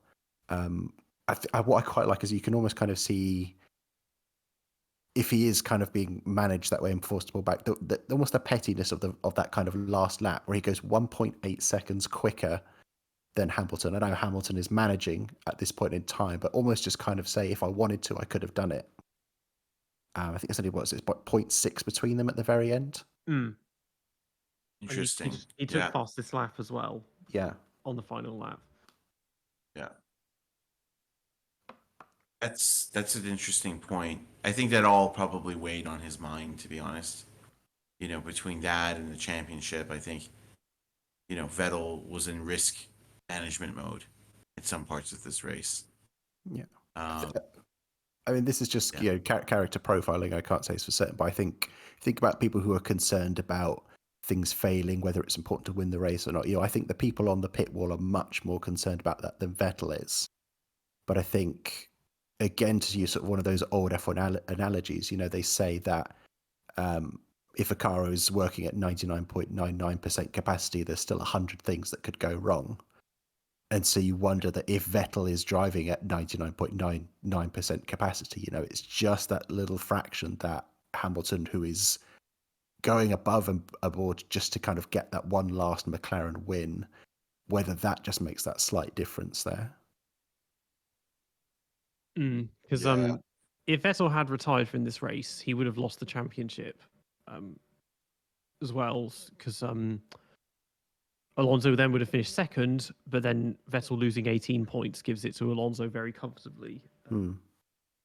I can't do the maths on top of my head of how he could have still won it in Brazil, but it probably would have been winning it with Alonso like 8th or lower or something. But yeah, because at the beginning of the race, it looked like he was going to take the title because he was first and Alonso was 7th, but then Webber retires and Ferrari are suddenly so much faster than everyone expected them to be. And that's, just not the case, which in many ways is a good thing that it was done in the way it was, much more entertaining and memorable way. Yeah, there's one thing. I mean, we talked about sort of pacemakers earlier, and kind of, I think, Kyron, you were sort of saying we didn't have a kind of clear state of what was going to happen going into the race. But I think, a lot of people would have predicted Vettel because I think he was fastest in every single session, not just practice, but every single one, Q1, Q2, and Q3. It was only really when we got to Q3 that sort of Hamilton got within a tenth of him. But I think from an outsider, I think you're right, Peter. I think we would have kind of been almost writing off the championship at that point because how good Vettel was looking and how much Alonso had struggled that time. That's a good point. That's a very good point. I think if you had to put money on someone before the race, you surely have put it on Vettel. But it was close in qualifying between Hamilton and Vettel. And, frankly speaking, if Hamilton and Vettel are starting on the front row, I'm afraid I'm always going to bet on Hamilton in the long run. And races like this are examples of why. Lewis just managed the race a little bit better and seemed to just have a lot more confidence in the key moments. Of course, there were some things that affected Vettel, but with Seb, he is just such a tremendous driver overall, but you feel that in wheel-to-wheel combat, there are drivers who are better. Hamilton is one of those drivers. Fernando Alonso is another one. Guess what? Kimi Räikkönen is another one. These are guys who love going wheel-to-wheel and come out on top a lot of the time. With Seb, I just never... It was amazing. I mean, he had the fastest car and he won so much, but I also always had a feeling that if Seb has a challenge, anything can happen. Because, again, Seb is a tremendous driver. But if he's going wheel-to-wheel with one of those other great world champions, I'm not sure if I'm putting money on Seb. I seem to remember that was the kind of discussion that was happening at the time. I mean, maybe that was just kind of within my household, but there was always a sense that, if you get Vettel, he puts it on pole and then blitzes the start, that's it, game over. Once he's at the front and can control it, that's when he's at his absolute best. He can manage it, he can push, he knows exactly what to do. But like you say, when you get in those situations where, there's suddenly a scrap or he's slightly further down than he should be, this wasn't that long after, we had, instance like when he collided with Webber in Istanbul. I know he's gained a lot more experience in world championships since that point in time, but there was still that question mark. And I think that did kind of carry over when he went to Ferrari as well. He would be prone to maybe those mistakes when he wasn't at the front and was kind of more mired somewhere else or needed to kind of battle away. Yeah, I don't think he's ever won a race from outside the top 3. No, he hasn't. His proportion of wins from pole is actually lower than it's lower than Hamilton's and might be lower than Schumacher actually. But That's yeah, interesting. unlike he's never won. I've got the stats. 2 seconds. But yeah, he's never won outside the top 3. So Exactly. So that's. I mean, let's be honest. That's not a very good stat, and I believe that is an important stat because that is a good indicator of your ability to come through a field with or without the fastest car and win. And it suggests that Vettel, as Chicane mentioned, and as we've all discussed, Vettel does need that margin at the start. He does need that clear air or the ability to kind of nestle into his position to build his race. This is not a driver you want to task with passing the entire grid and making daring overtakes left, right, and center. That's the last world champion of this century I actually want in that position. And that's that's what I think. Anyways, I mean, Peter, I don't know if you have more stats on that, but so just looking at my table quickly. So Vettel, 31 of his 53 wins are from poles. That's 58.5%. For Hamilton, 61 of his 103 from poles. That's 59%. Schumacher, 40 from pole from 91 wins. That's 44%. And then Verstappen, it's 25 from 49. So that's 51%. So Schumacher and Verstappen are quite noticeably lower than both. And then Verstappen has the most positions he's won from because he's won from 9 different positions. Schumacher's won from 8, but he has the lowest winning position, which is 16th. That was Spa in '95, I think. And yeah, for Hamilton, his lowest is 14th, and that of course was Hockenheim 2018, and then Verstappen's 13th. So is that Hungary or was that Spa? There was Spa last year, wasn't it? He was 13th. I think it was Yeah, it's one of the Spa. Yeah, 10th was Spa. 10th was Hungary. But yeah, Vettel 16 wins from second and 6 from third, but no lower than that. Again, that's another reason we need to get more cars on the grid so that Verstappen can break that record of sort of starting the furthest back. Exactly. I think 22nd. I think John Watson started when he won another American race. I forget which one. 81 or not 80, including Indianapolis. Long Beach. Yeah. Long Beach. Yeah. Him and Lauda finished one too, I think. Yes, and that's then right. Barrichello won from 20th, Germany 2000, didn't he? Was that 20th or 18th? I think it was right. It was somewhere right near the back. But yeah. I mean, Vettel almost did this. Germany 2019, he started 20th and he finished second. So he was only a few seconds away from winning. That race gets forgotten so much for him, but it's like that's one of his best drives. It's just because he didn't win it. Like it gets forgotten for me. But we were talking. I can't remember if it's pre-record or not. Sort of the handful of races we've missed. That is one of the few I have missed.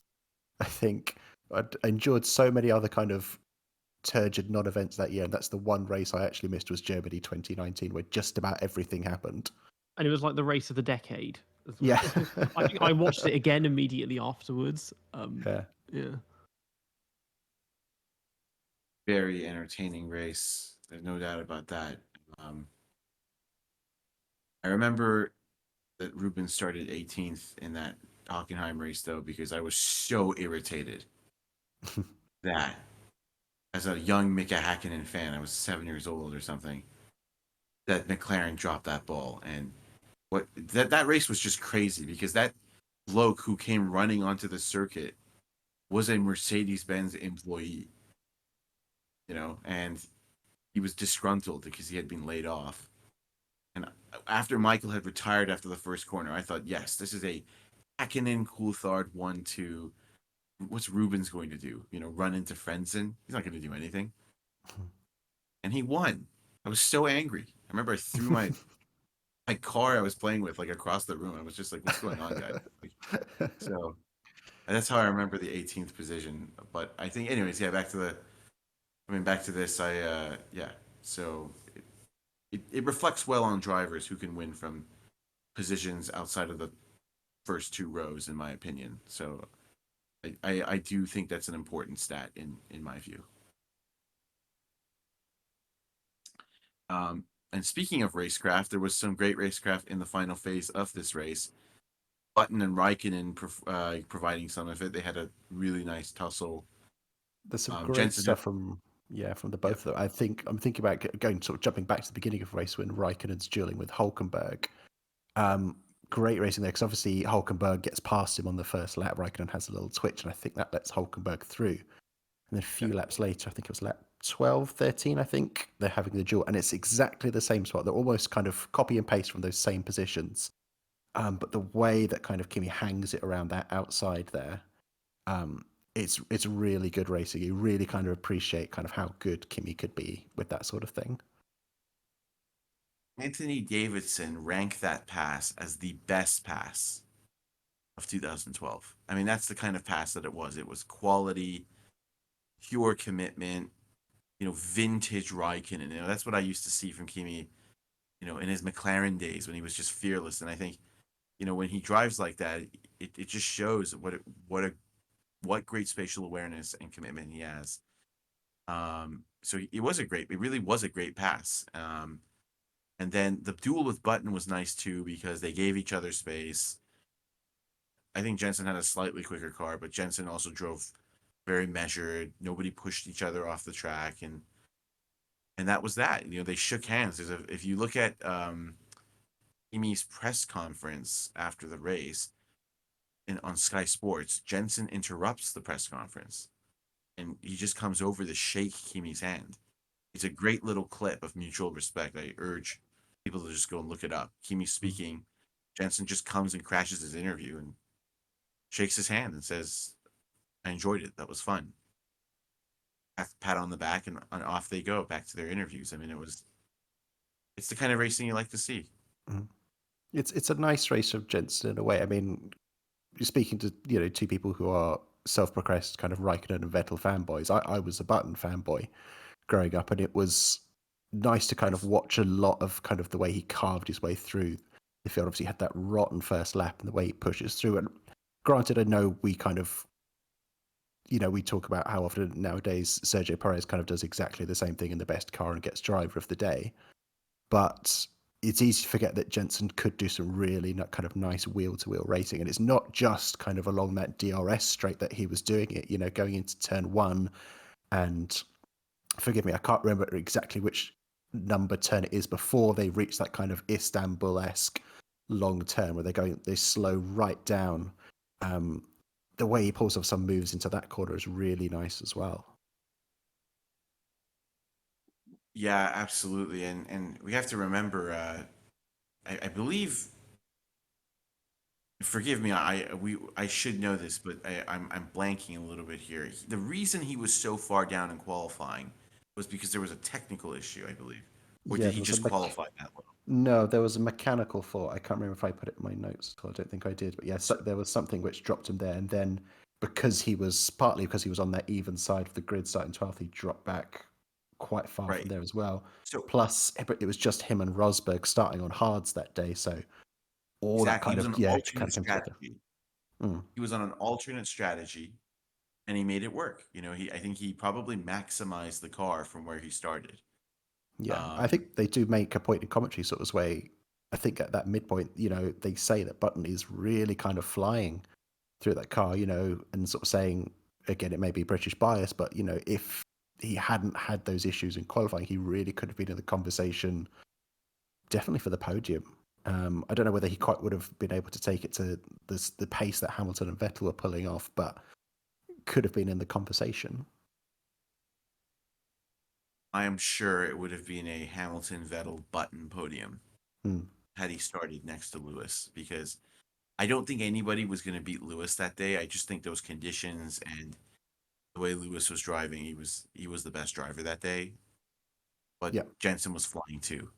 So Button he was 17 seconds behind Alonso at the end. So he could have done it. I mean, but then Alonso was 40 seconds behind Hamilton and Vettel, so those two had just disappeared. But you've got to imagine part of that is kind of not catching those guys. Let's just settle in. If mistakes happen up front, we'll take full advantage. But this is the maximum we're getting out of it. So, and I think also the void created by Webber's retirement and Button being out of position. One thing we didn't really talk about was with you had those two retirements, a quick succession with both Verne and Webber quite early on. No safety cars. We didn't get interrupted at all. I think nowadays that might have been virtual safety car, maybe, but we did comment kind of on those annoyances of those runoff areas earlier, but it seems that it kind of helped get that racing going again quite quickly. I think it did help that they were more to the side of things, but whether that could have changed something if they'd been delayed with that. If there was, it would have taken them 2 laps to bring it out. They would have just sat there waving yellows and then suddenly decided to. They because they like Verne both cars got parked in fairly not good places and just kind of on the grass. But there was nothing like the safety. They managed to just get them done quickly. I think it might have changed some things in the race if there was a safety car. I think Button would have probably passed the Ferraris. Let's say a safety car happened near the end of the race with 6 laps remaining. I think Jensen would have had a good chance at passing either Felipe or either just Felipe or Felipe and Fernando because he had a much quicker car. He's got the quicker car, and also you've got to think because he's on hards, he's going to take advantage of that safety car stop. He's then going to switch onto those better medium tires, and there was confidence that both mediums and hards could have just gone all race long just by themselves.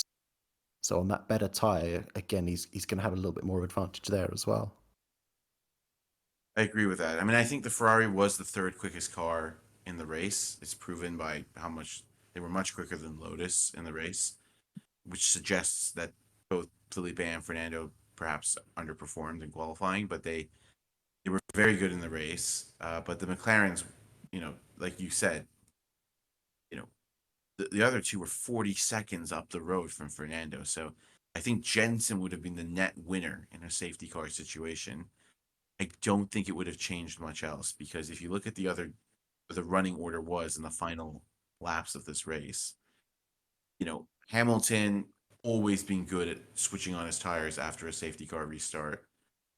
Vettel solidly there in 2nd. I don't think Alonso would have had the pace to trouble Vettel or Hamilton. Massa was just behind Alonso, and team orders would have prevented Massa from doing anything. Kimi and Jensen at 5th and 6th. Kimi wouldn't have done anything. Kimi was struggling massively with tire temps the entire race until the final 4 or 5 laps when the track temperature went up and Kimi reported that the car felt transformed. Very interesting radio message. So, it really, I don't think it would have changed much in my opinion. I think Jensen would have had a chance to potentially be on the podium. That's about it. And even if he had done that, Alonso would have finished 4th. So by my calculations, the championship still would have gone onto Brazil. Yeah, if a safety car had happened with either Webber or Verne because they were 2 laps apart, it was 14 and 16, so that wouldn't. If anyone did pit, it would have basically forced them onto a 2-stop. So I don't think we would have seen. We probably wouldn't have seen that many people pitting because it was just a bit too early for when people would have wanted to. Right. So it wouldn't have done much beyond just condense things a bit. And at this point, they were still relatively close together. Yeah, I would agree with that. The timing of those safety cars in those instances probably wouldn't have changed strategies too much because there wasn't that much added benefit, right, in pitting at that time. So yeah, I'm not sure it would have made a huge difference, frankly. Yeah, no, fair point. But I think at the end of the race, we saw some, some good moves all around. I mean, Maldonado had a go at Senna. Not surprisingly, it almost ended up in a crash. You always hold your breath with Pastor.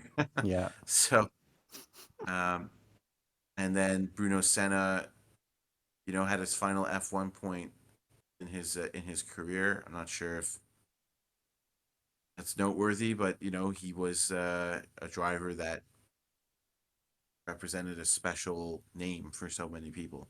Yeah. I Even mean, though his real name isn't Bruno Senna, but anyways.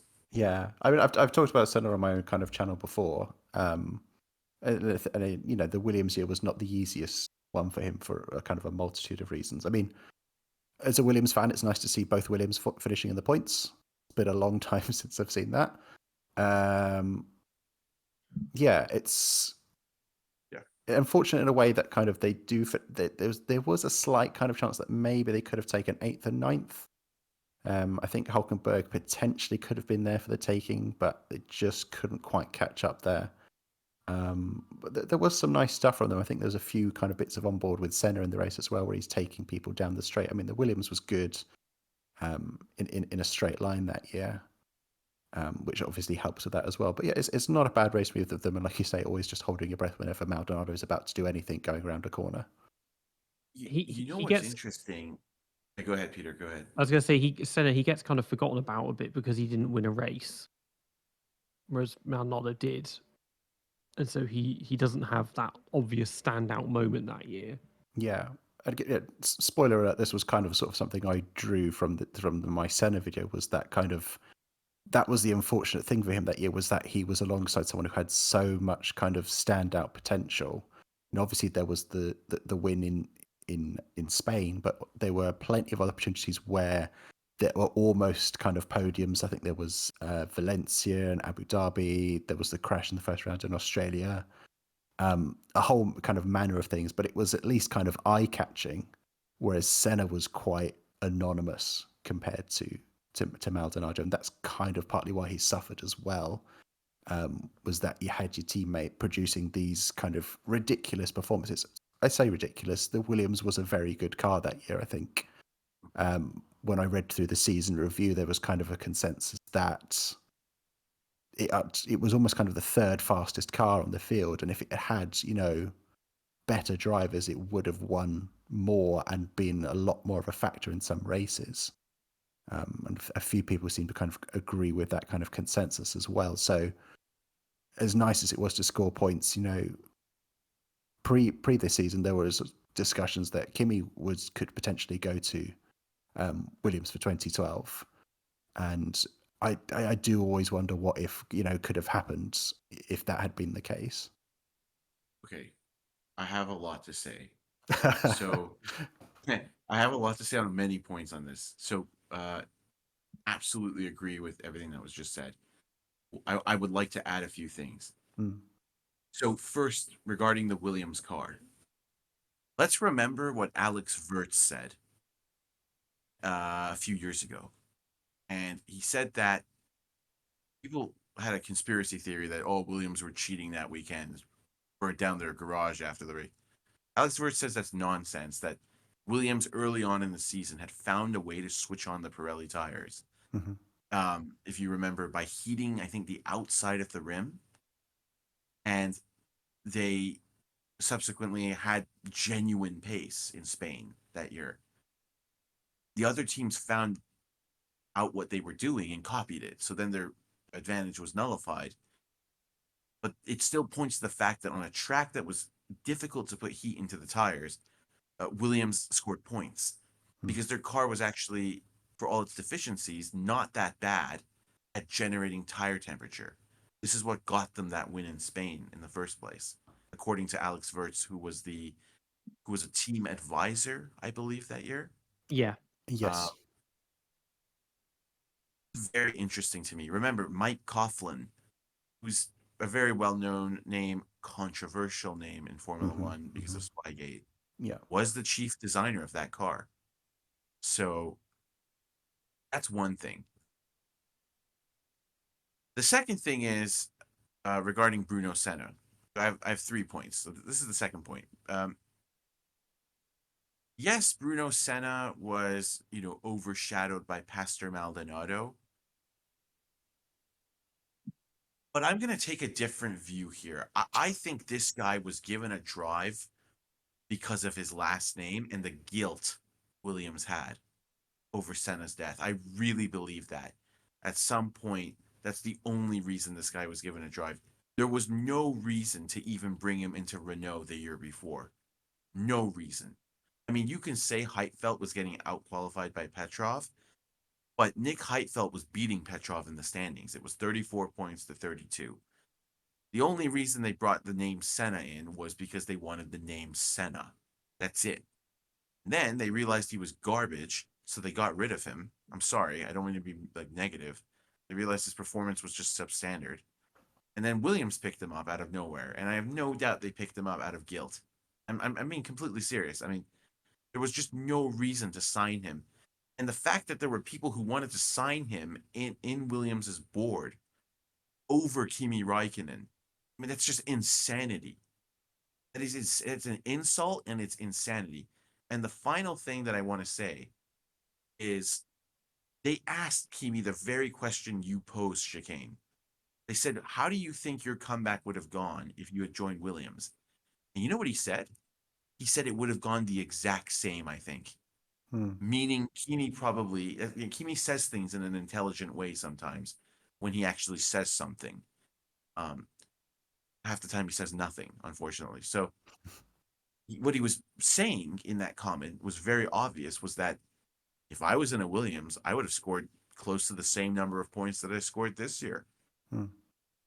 Meaning that they underperformed, as you guys alluded to. And they absolutely did. They had a good car that year, as Sauber did. And Sauber underperformed to a lesser extent. I think the great underperformers, I agree with you on that, were Williams that year. They had a good car. They had a good car, and it should have won more races and should have had more podiums than it did.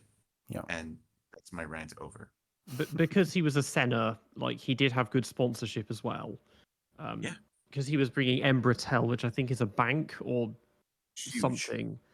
Yeah, and obviously that, and then you combine Maldonado has the might of Hugo Chavez's PDVSA behind him. Right. It's a lot of money. But yeah, there was for Senna HRT. That was the main thing, was the name and the sponsorship. They needed that. And 2011, I don't really remember him in 2011. I just don't remember it being good. That's the thing. No, I It was think awful. I think the unfortunate thing was that the drop off that kind of Lotus had that year was so vast. I think, he started the year, you had back-to-back podiums for Petrov and then Heidfeld. And then my understanding is sort of then all kind of car development started to fall away from that point. They kind of shifted a bit more focus to 2012. And I think the problem then was that when Heidfeld was booted out, rightly or wrongly, they put Senna in, and he is suddenly expected to outperform Petrov, who I think 2011 was probably one of his better years. He was certainly at the beginning part of it, but I think again they were kind of expecting those similar kind of performances in what was an increasingly undeveloped and aging car. It was a tricky situation, but at the same time he didn't help himself. He regardless of kind of the quality of equipment you have underneath you, you could still outperform your teammate and you could still go above and beyond what that car is capable of. That's kind of how these emerging talents kind of come through and shine. We see that in little glimpses, like off the top of my head, like when we saw George Russell qualifying second in Belgium. That there are opportunities here and there where, regardless of kind of the machinery, and you can get that little kind of spotlight on you, and he didn't really do it then. It was that the forward-facing exhausts that car had were just useless at like low-speed corners, especially Singapore. But yeah, look, his results, he got 9th in Italy, but otherwise the rest of it looks like the kind of things you'd get in a Toro Rosso for the rest of 2011. Yeah. Absolutely agreed. I'm going to end this little part of our discussion with the following comment. If Renault had kept Nick Heidfeld for 2012 and paired him with Kimi Räikkönen, I think Lotus would have. I think Lotus would have won the constructors championship. I really believe that. I really believe that. in 2012. Yes, in 2012, I believe Lotus would have won the constructors championship.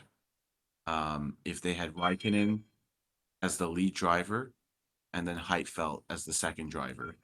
Because look at where Vettel and Red Bull finished. I mean, they finished, they won the championship, right? After this race, they won it. But you have to remember something. Vettel and Weber were not close in points.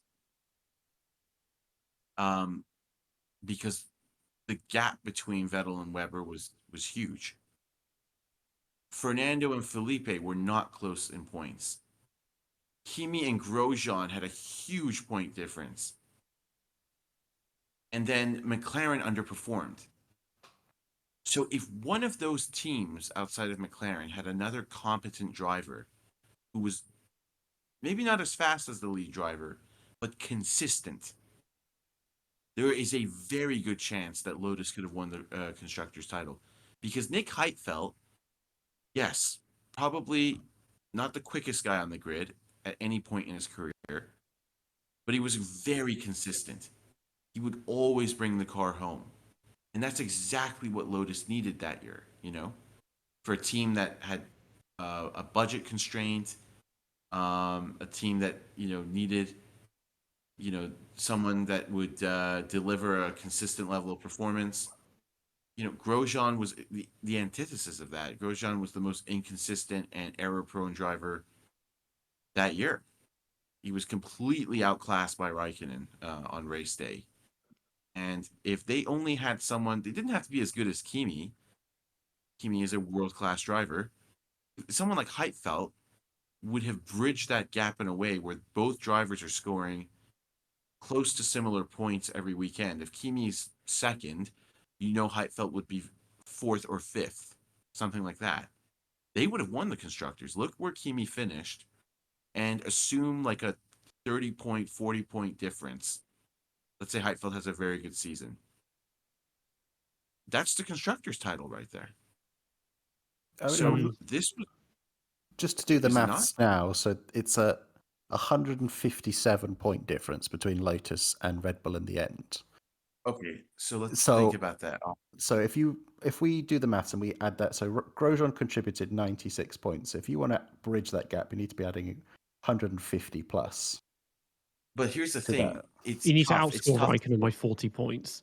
Yeah. No, but here's the thing: we're assuming that Heidfeld doesn't take points away from Weber in a race or something. Like like if we just do the pure math, yes. But then maybe there's a race where, you know, Heidfeld beats one of the Red Bull drivers, and thus that lowers Red Bull's points total. You know, you see what I'm saying? That's true. They're Like, not you have- factoring that in you at have all. to- you It have would to take deduct probably Red Bull. 30 points at the most. He would take off of Weber or Red Bull.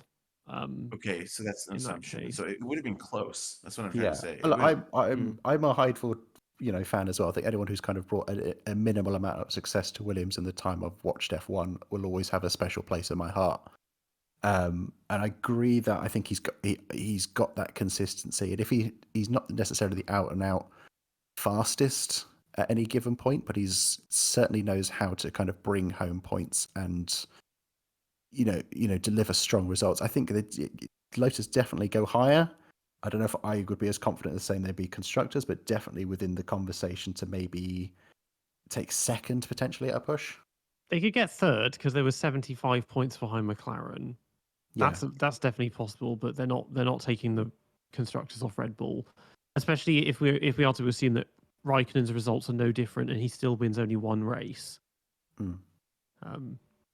I mean, he almost did that in 2002, but then he was finishing on the podium in basically every race. Whereas before Abu Dhabi, his last podium was Spa, and most of that was because of that 5-car pile-up at the beginning, thanks to his teammate. Yeah, and thanks to having Kurz to sort of hold everyone at arm's length throughout Yeah. most of the race. Yeah, exactly. His 2003 had a lot of similarities with 2012. I just think what he did in 2003 was just even better, though, because that was a 1-year-old car that Yeah. wasn't put in the wind tunnel till July, and that was crazy. I mean, that was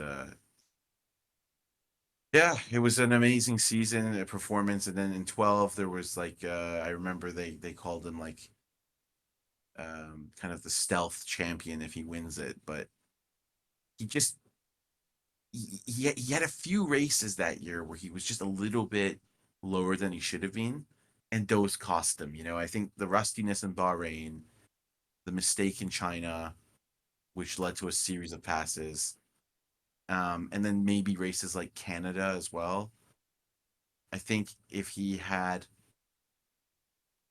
finished on the podium in those races, which I think the car could have done in different circumstances, or won the race in Bahrain, maybe his championship looks a little different. But I do believe he maximized, anyways, the potential of that car, because you can talk about like 10 points here and there, but that car wasn't being developed in the second half of the season, and Kimi wasn't even being paid.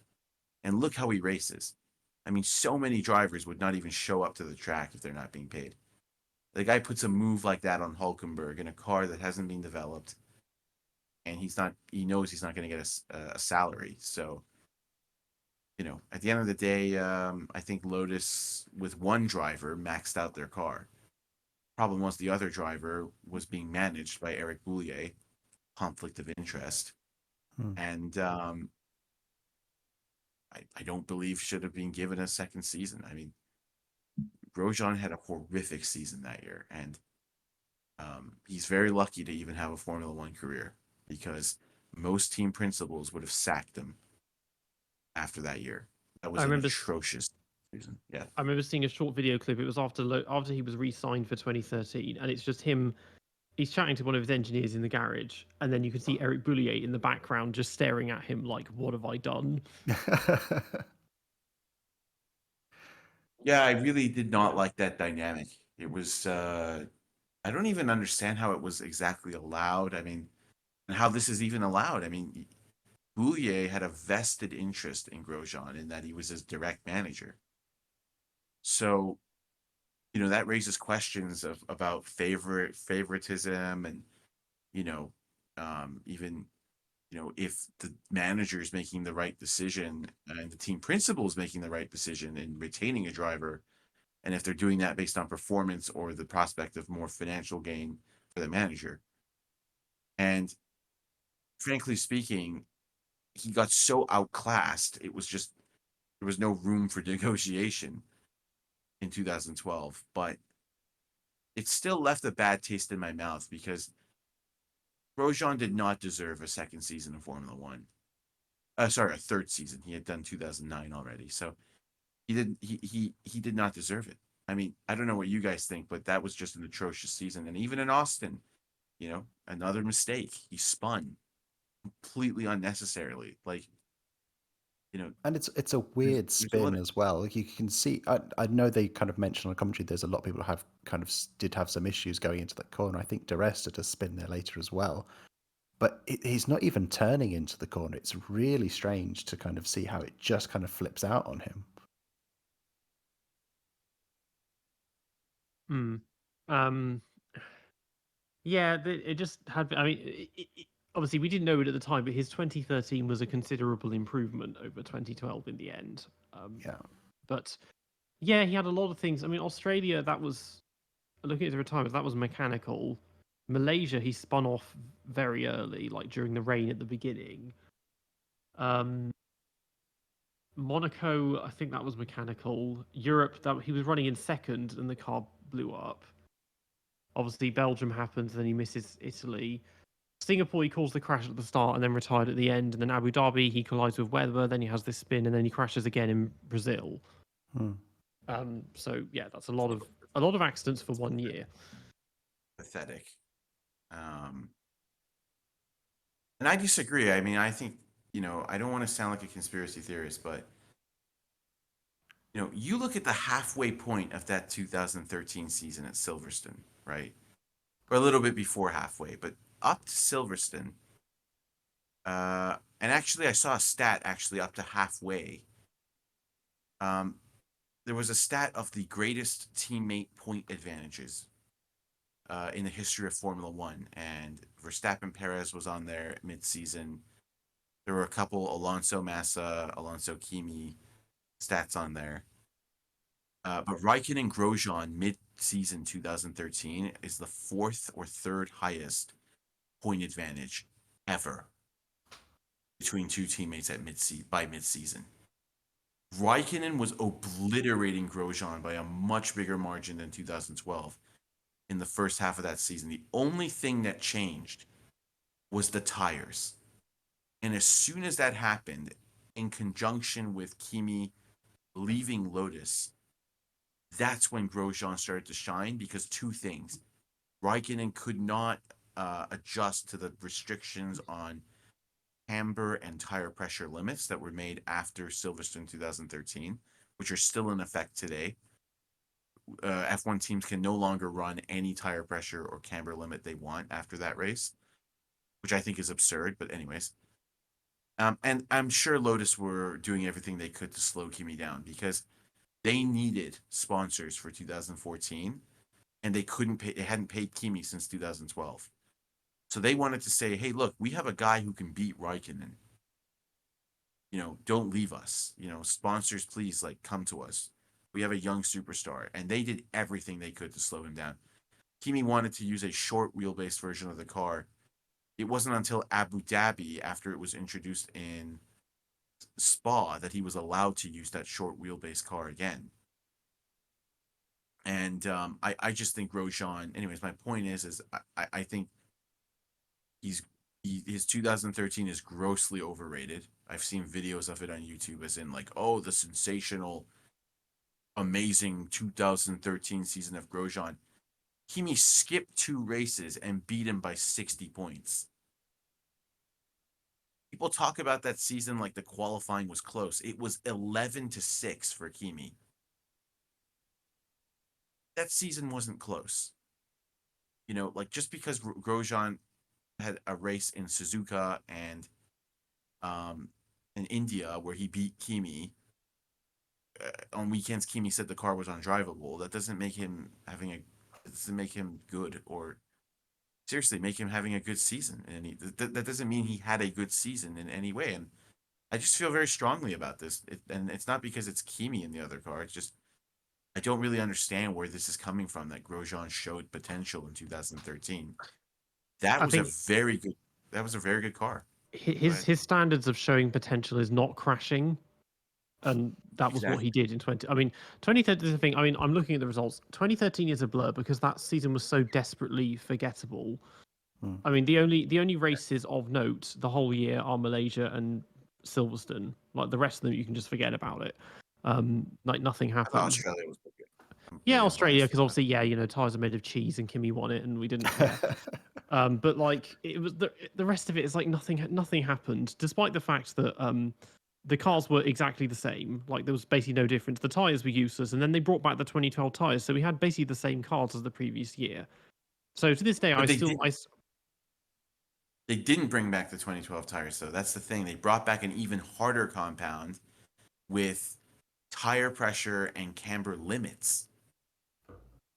That's what I don't like about that rule change. That rule change is still in effect. They literally said to teams, you can't run below a certain PSI, and you can't run a certain angle above this angle for camber. I find that ridiculous. That should be completely up to the team and the driver. It's a bit like telling Messi how hard he can kick a ball. It's just ridiculous. It's Pirelli covering their own arse because they're having to they can't ever just make, well, I'm not saying they can't do it, but the rules dictate they can't ever just make tires that work. We used to have wasn't it, maybe I'm pulling this out of my arse, but in the 60s and 70s, didn't they have tires that would last a whole season or something? Pit stops didn't happen and the tires would just keep going. I'm probably making that up, but in 2005 they had no tire pit stops. Yeah. Yeah, I remember that. Tires. Yeah, I mean, that I'm going I to talk about don't. like donkeys years ago, like the 60s, 70s. I'm sure I said that they were like, oh, the tires would go the whole season. And like that sounds like a push, but I feel like you probably Yeah. could make ones tough enough for that if you had to. Couldn't confirm it, but it seems plausible. Yeah, they're far. But anyway, even so, they're far. The tires are far less durable now than they once were. It does get a bit exhausting, tires being a discussion endlessly, but yeah, in this case, it was like, okay, we've made tires that are going to blow up if you drive the cars like they're meant to be driven. So now we need to tell you how to do this with the car or whatever, Yeah. instead of just fixing the tires. If I can, I don't understand why it's so difficult for them. Sorry, go ahead, Chicane. that's right. I was going to say, if I could kind of just go briefly, kind of on taking a counter argument to sort of the Grosjean chat. I think I quite enjoyed when Grosjean returned, and I think part of it was obviously he made a lot of mistakes, and there's a lot of errors that we've discussed. There was this kind of fast and wild and recklessness kind of to his driving, and I think part of me did quite enjoy that. I think at the same time, maybe just a year previously, you had one of my favorite MotoGP riders in Marco Simoncelli, who again embodied that kind of rapid and fast, but also kind of very wild. You don't know what's going to kind of go happen when he goes wheel to wheel with you in the corner. And Grosjean kind of embodied a lot of that for me. I think it was quite exciting to see in an era where there had been, people who are noted for, tire management, or there's some of those more dull races where the order stays the same, to have this kind of young gun coming in there and admittedly going too far over the line, but still kind of pushing those limits and seeing what was capable. And then I think we did lose a bit of that going into 2013, and I think a part of that was the mentality that he did need to kind of calm down, and with that he did potentially lose some of that pace as well. I know I sort of think of him fondly in 2013 because I believe it was at Austin where he kind of had a good kind of scrap with Vettel. And this was when Vettel was kind of on his march of winning, as many races in a row as he possibly could. But there was that kind of very brief kind of glimmer that it might be Grosjean of all people who would be the one to kind of stop that run.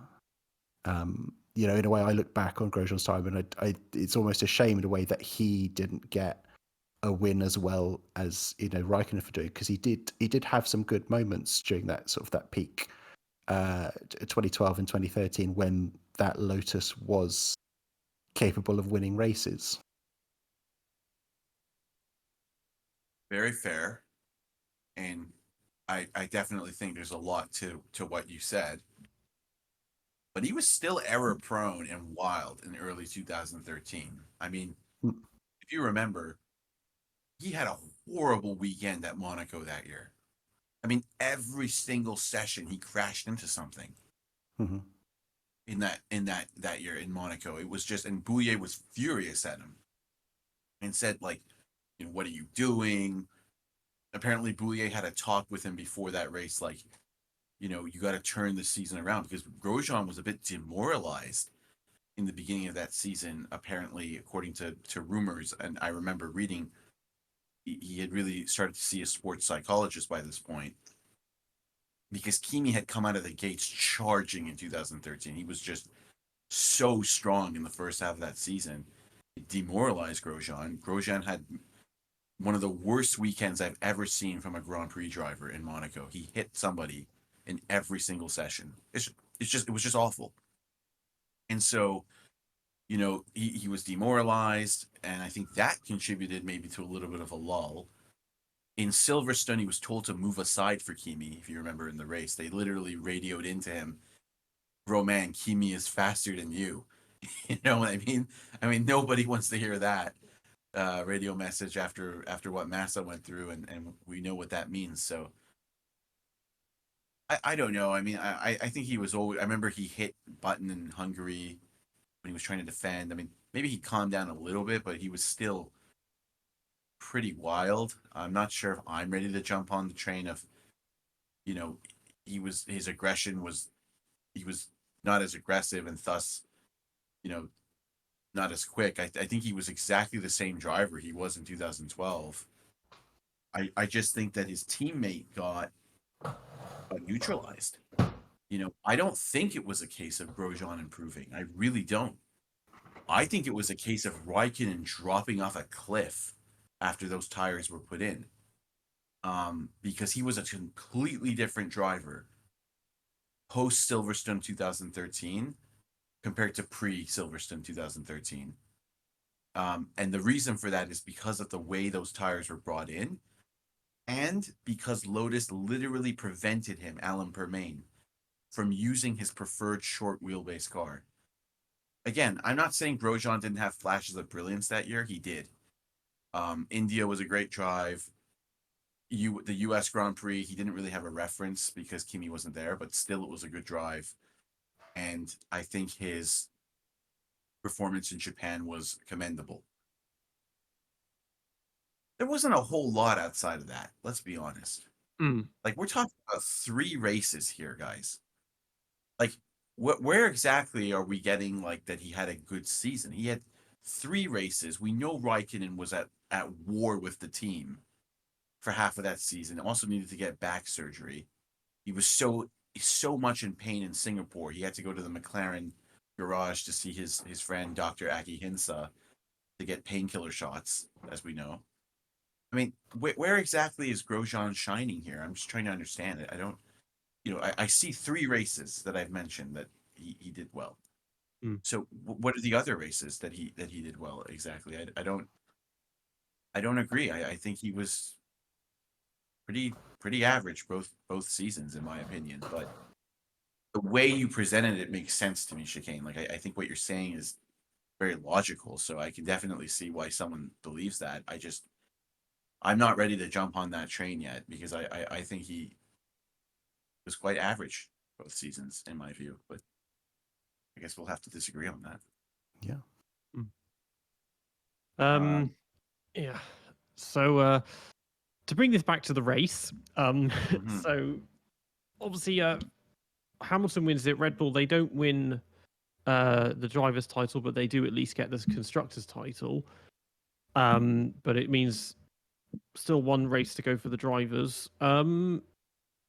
Yeah, obviously we'd mentioned before the 40-second gap, and that it was a relatively close spread. I mean, it was essentially another 40 seconds to 13th place, which was Rosberg.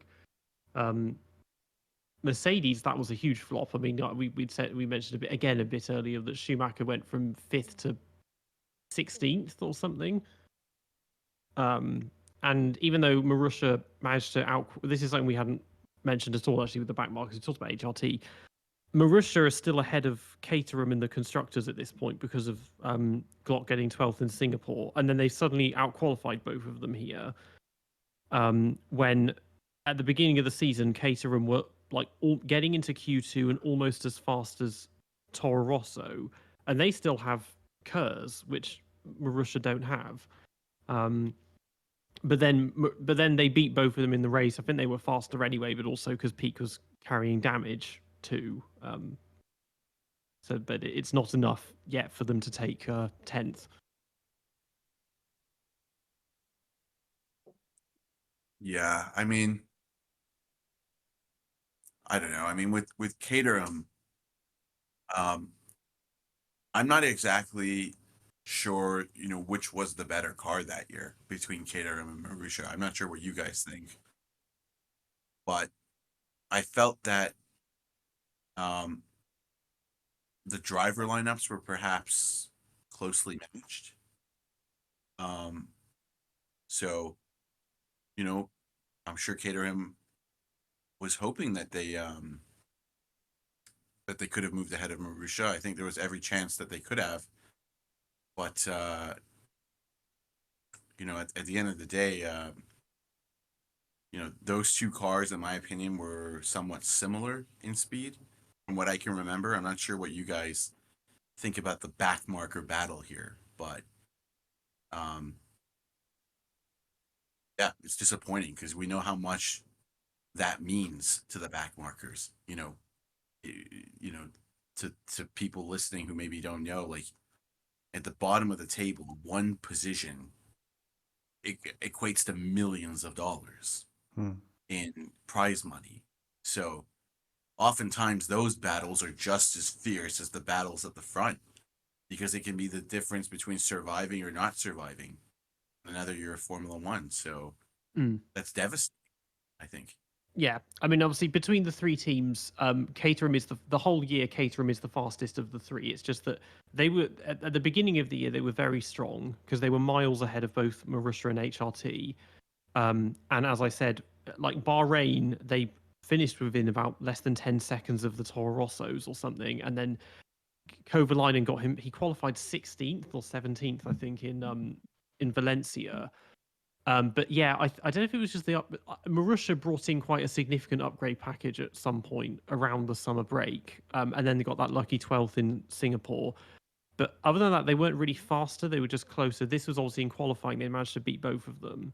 But then in the race, the Caterhams were faster. Whereas HRT started very weakly because they always did start weakly. But then De La Rosa beats Glock in Hockenheim, which is the only race where they beat anybody, and they outqualified them.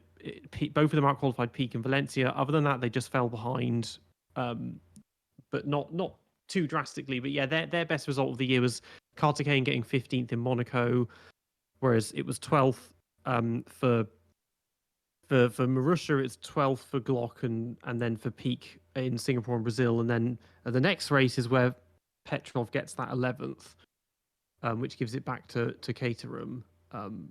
So yeah, when you're scoring no points, there's anything in it really.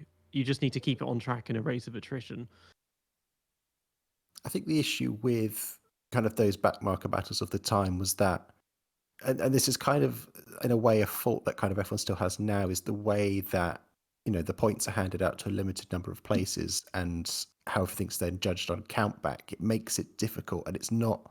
I mean, it really was kind of indicative of where people stood in the pecking order. I mean, in 2010 and 2011, HRT had finished ahead of Virgin both times, when it was very much clearly not, in that kind of position. It was very much kind of the worst and slowest car on the grid.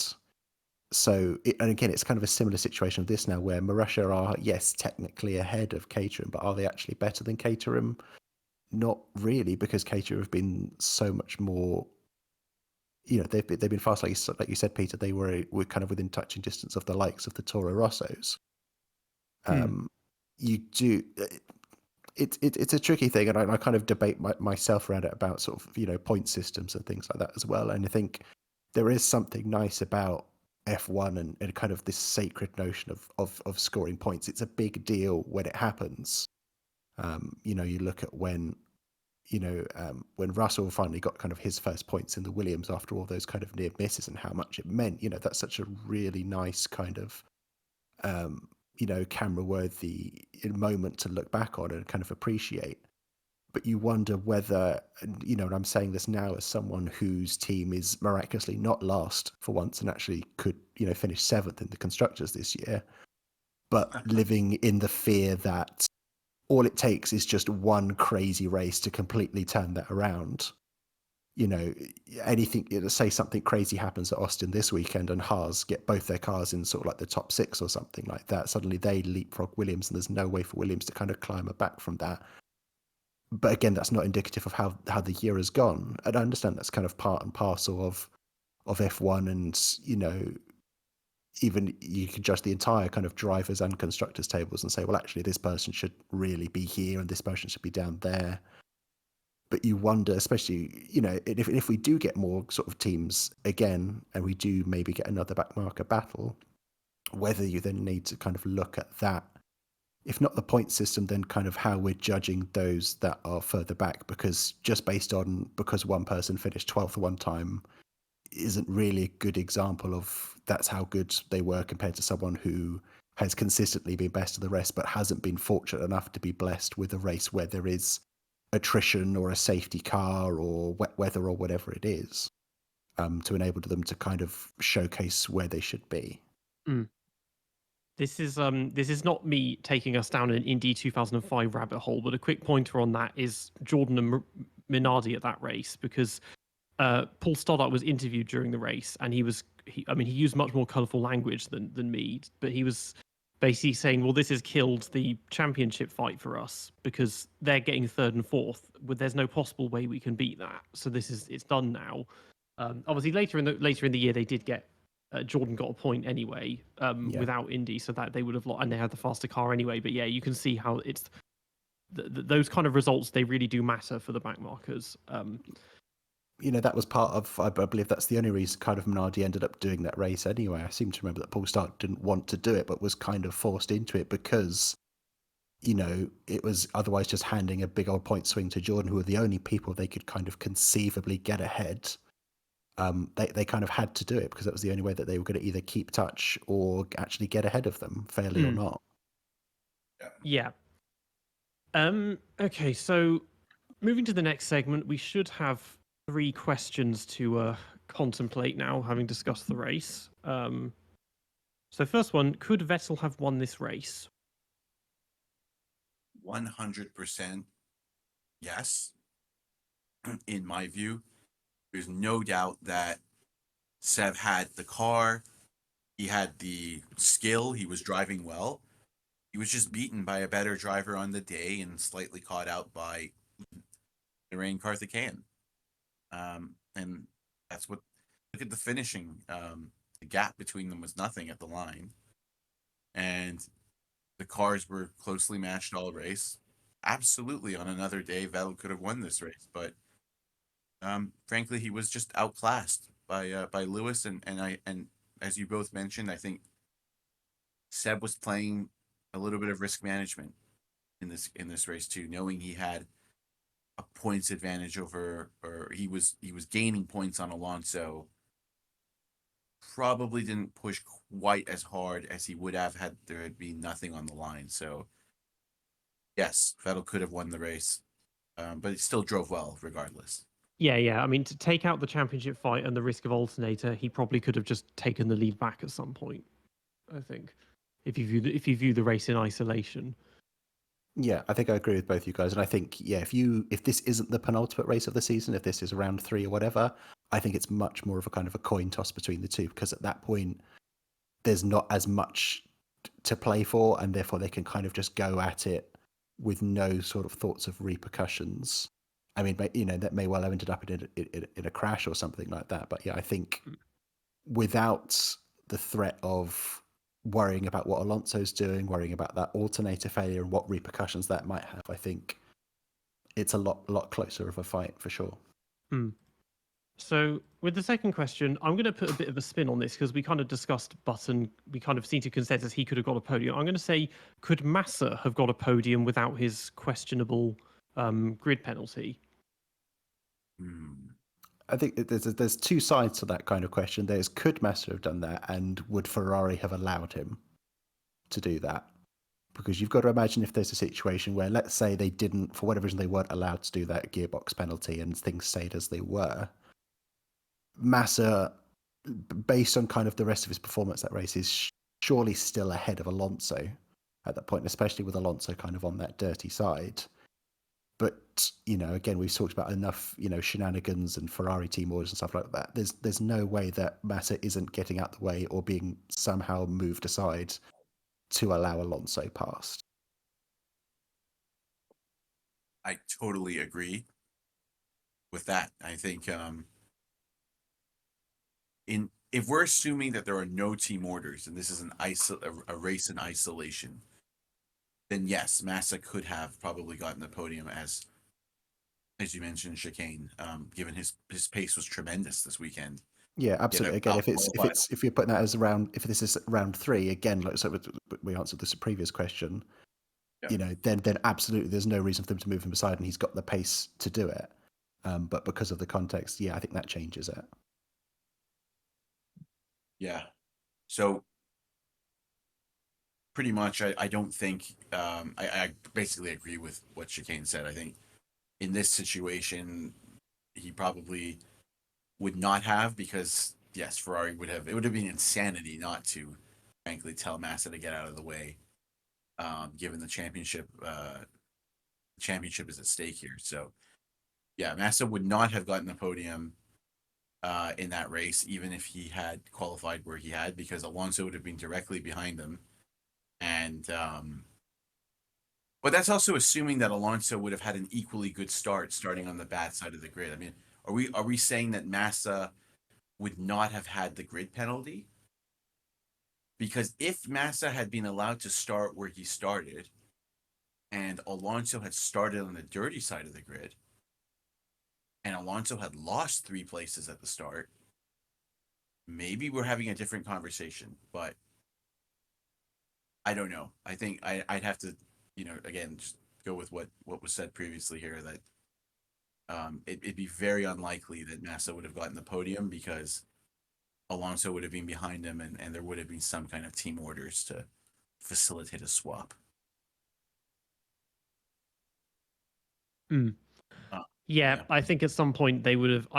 Massa wouldn't have been so obviously fast that they wouldn't have been like, okay, you're 30 seconds ahead, so please drop 30 seconds in the first sector so Alonso can pass you. Like, they would have been close enough at some point. They'd like just let him through, or they would have deliberately botched his pit stop or something to make it look. Yeah, or they would have given him an extra pit stop for quote unquote tactical reasons, but not really. Yeah, something like that. Yeah. Yeah, Bruno Senna. So would Bruno Senna's performance this season have warranted a drive for another year? Again, we've touched on this one as well. I think we've all basically said no. I mean, another thing, Bottas, he did FP1 in 15 races that year. So I don't know which drive that was in place of, but yeah. It was in place of Senna, I think, for either all of them or all but 2. It was the vast majority of them, so it was a big disadvantage for Senna. And he was and he'd been their test driver since 2010, so he was obviously being kind of groomed for that seat in 2013. Yeah, I think when I did the research for the Senna video, there was kind of a lot of expectation at the time that this was the grooming in place for a 2013 seat. So not only was kind of Senna being moved aside to allow Bottas time in the car, it was with the full expectation that Bottas was going to come into that seat anyway, because realistically he wasn't going to take Maldonado's seat even before, Maldonado did, produce that win and then the other kind of performances in 2012. Maldonado was so well backed, he turfed Nico Hülkenberg out of that seat because of his money. They wouldn't have done it, for the sake of Bruno Senna. Yeah, he kind of raised the stakes with sponsorship by having a whole government backing him. Yeah. I know Senna had conversations with both Force India and Caterham about 2013, but obviously nothing came with those. I mean, I doubt we would have seen much more, really. I think harsh, but I think if he'd been at Force India, it would have kind of almost been reminiscent of when Liuzzi was there and kind of, patchy performances maybe, or the occasional good ones, but not on the pace of, whichever teammate he would have had. And again, the same with kind of Caterham as well. I mean, it's not really kind of the place where you can go to kind of shine and show your true worth. So I think if he'd gone to Caterham, it would have been much kind of like, Petrov in a way. It would have kind of kept things going for another year, but then that probably would have been it. Yeah. No, you go, sorry. No, I don't think his performance has ever warranted one season in Formula One, frankly. So I still think he was brought in because of marketing reasons, and frankly speaking, Bruno Senna makes Valtteri Bottas look like Ayrton Senna. So I mean, I'm sorry, but this was a driver that was very subpar in my opinion. So yeah, I mean at the time I didn't pay any attention to feeder formulas, but I'd never heard of him before he joined Formula One. But yeah, hit a dog in the junior series. I remember that was a big deal. He hit a dog at Istanbul, and he came out of the car screaming like, "Oh, I hit a dog." That's all I remember from his junior career. But yeah, just looking, he was runner-up in GP2 in 2008, so okay, not bad.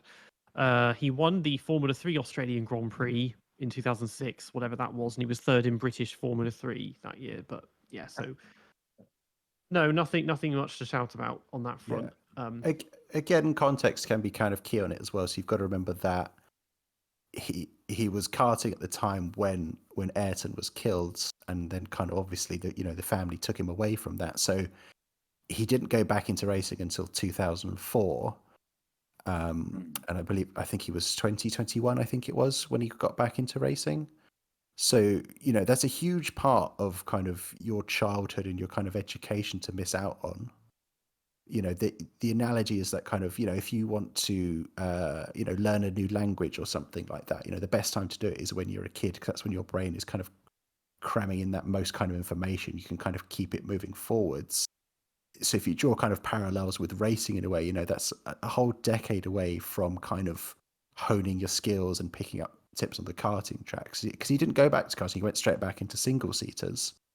So to have that kind of deficit and disadvantage in a way, it was still, regardless of the fact that he had the name Senna, it was still an achievement to get into F1. I think having the name Senna opened a lot more doors than if it was just Bruno Lally.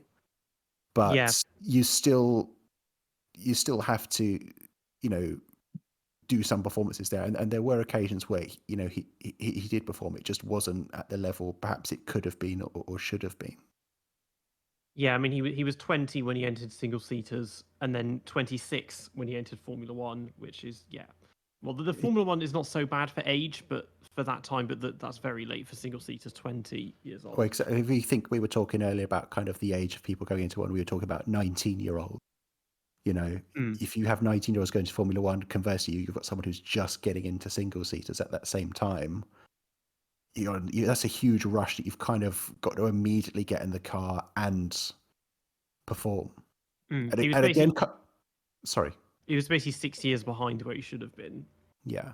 And I think this was something I've touched on previously as well, is that just because you have a surname like that is not a guarantee that you get to have a Formula One drive. There is a reason that, yes, Bruno Senna made it, but none of Niki Lauda's sons have made it to Formula One, or did Alain Prost's or Nigel Mansell's. It's all very well and good having that name, and it does open the doors to getting sponsorship and getting into a car, but you still have to perform on track. And I think Senna did do that, especially sort of in the junior series as well. He did show some promise.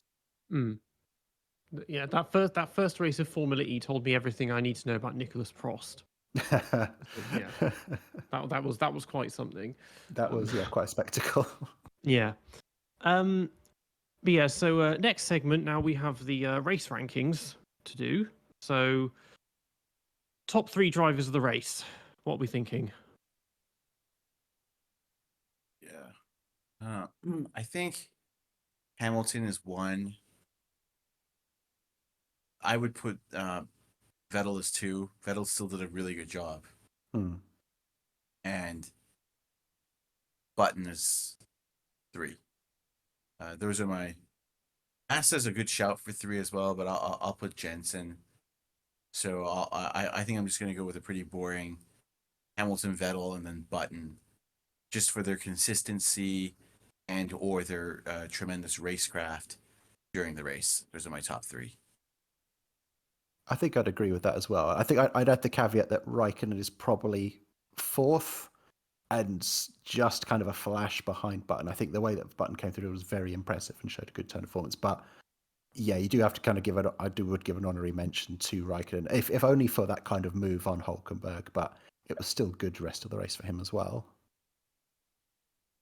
Yeah, I think I'd agree with that top 3 as well, to be honest. I mean, we could argue. I mean, I think Button is not a... I mean, to me, Hamilton and Vettel are shoo-ins for 1 and 2. Yeah, I don't think that's questionable because of just the quality of the scrap that they had. Exactly. They were both, regardless. And again, I know I've mentioned it many times before, but how hard Vettel really was pushing. He was still pushing hard enough that Hamilton was really kind of having to go for it. The few tenths that were between them so often. Yeah, exactly. I think, they really, like you said, the quality of the battle was evident. But then behind them, I think there were 3 or 4 drivers that had tremendous races. Button being one of them, Räikkönen being another.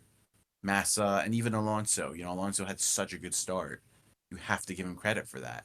Alonso had a So fantastic start, and he did again, sort of mimicking much of 2012. It was the kind of the maximum he could kind of get from the car that day, and that's what he did. It's what he could do, really.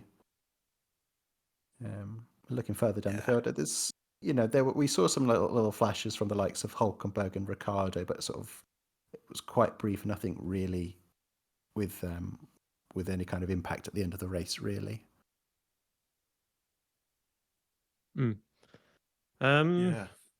So for flop of the race, there weren't many notably bad performances. I mean, the two that come to mind for me are Grosjean and then Schumacher.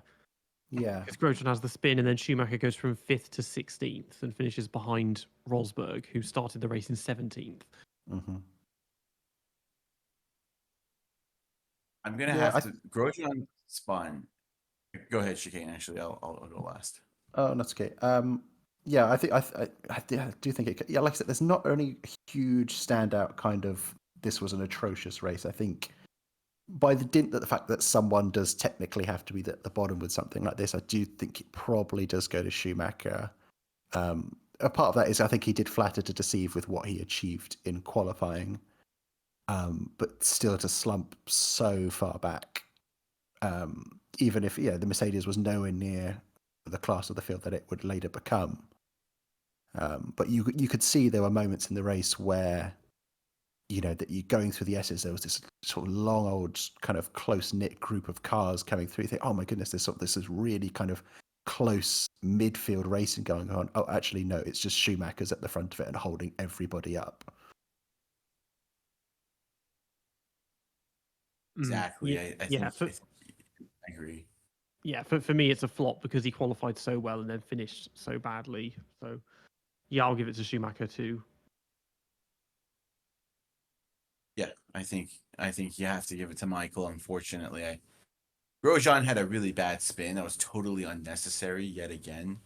But there were some flashes of good stuff. There was a good move from Grosjean in that race as well. So I'm trying to remember who. I think Räikkönen gets past. No, he passed Michael and Kimi at the start. Yeah, so that was I think there's this really kind of great bit of kind of tactical play where Räikkönen gets down Schumacher, but Schumacher's clearly done it on purpose so he can kind of cut back behind to try and get some of that DRS, and then Grosjean just goes and zips past both of them. It's a really nice move. Absolutely, and I think that was impressive. But yeah, Michael just had a horrible race. I'm not exactly sure why his race was that bad. I think probably tire management, probably the car as well. I think it's definitely tires because I think both Mercedes ended up double stopping that day, which, considering those tires were meant to go all the way, regardless of whether you started on medium or hard, it's not a good look. Yeah, so for rating the race itself, out of 5 stars, my first instinct I think is 3. Kind of just not great, but not terrible. I think quite well, like I'm rating films or something like that as well. I would normally give, I'd say, 3.5 to something where I'd go, yep, I like that. Wasn't great, but was by no means mediocre. And I think I enjoyed rewatching this race. I think to kind of pull the curtain back a little bit, when I was first asked to come on, there was discussion about which kind of American race we would cover. And there were races like 2003 and 2000 included in there as well. And I think in a little bit me kind of hoped it would be the 2003 because I remember that quite vividly. And you had the title fight with Schumacher and Räikkönen and Montoya, and kind of the chaos of the rain that day. So then when we chose 2012, I was a little bit, okay. Honestly, could not tell you any of the kind of result. I could vaguely remember that Hamilton won, but I couldn't remember much else about it. But I'm glad that we did pick it because getting to sort of watch it again and both read and watch that duel at the front was really good fun, and there were good scraps elsewhere as well. So 3.5 for me.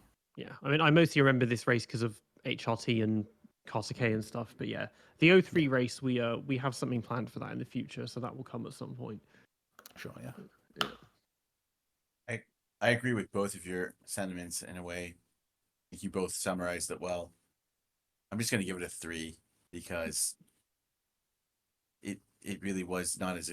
First of all, like Abu Dhabi was such a good race, so obviously it's a tough act to follow. But the second thing is that this race really didn't have a lot of unpredictability in it, and I thought the duel was really good at the front between Hamilton and Vettel, but it wasn't too exciting apart from some brilliant passes here and there from a few drivers. So, and it was a one stop too for most of the drivers, and one stop races, in my opinion, are never the most exciting. So That's fair. Yeah. I give it a 3. Just a solid race, but not the most spectacular. I'll leave it at that.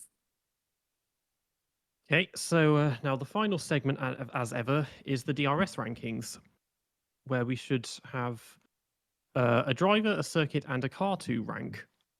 So the driver we've been given is Mark Webber. Oh, Mark Webber's an interesting one. Again, much the Heidfeld way. Again, so anyone who's briefly encountered a Williams at any point kind of has that little soft spot in my heart. I think a good driver. In a way, this race is kind of a good indicative sense of where he is on the level, whereby he got up to second early on, but then was kind of quickly surpassed and dropped by both Hamilton and Vettel. But he was still kind of pretty comfortably clear of the chasing pack as well.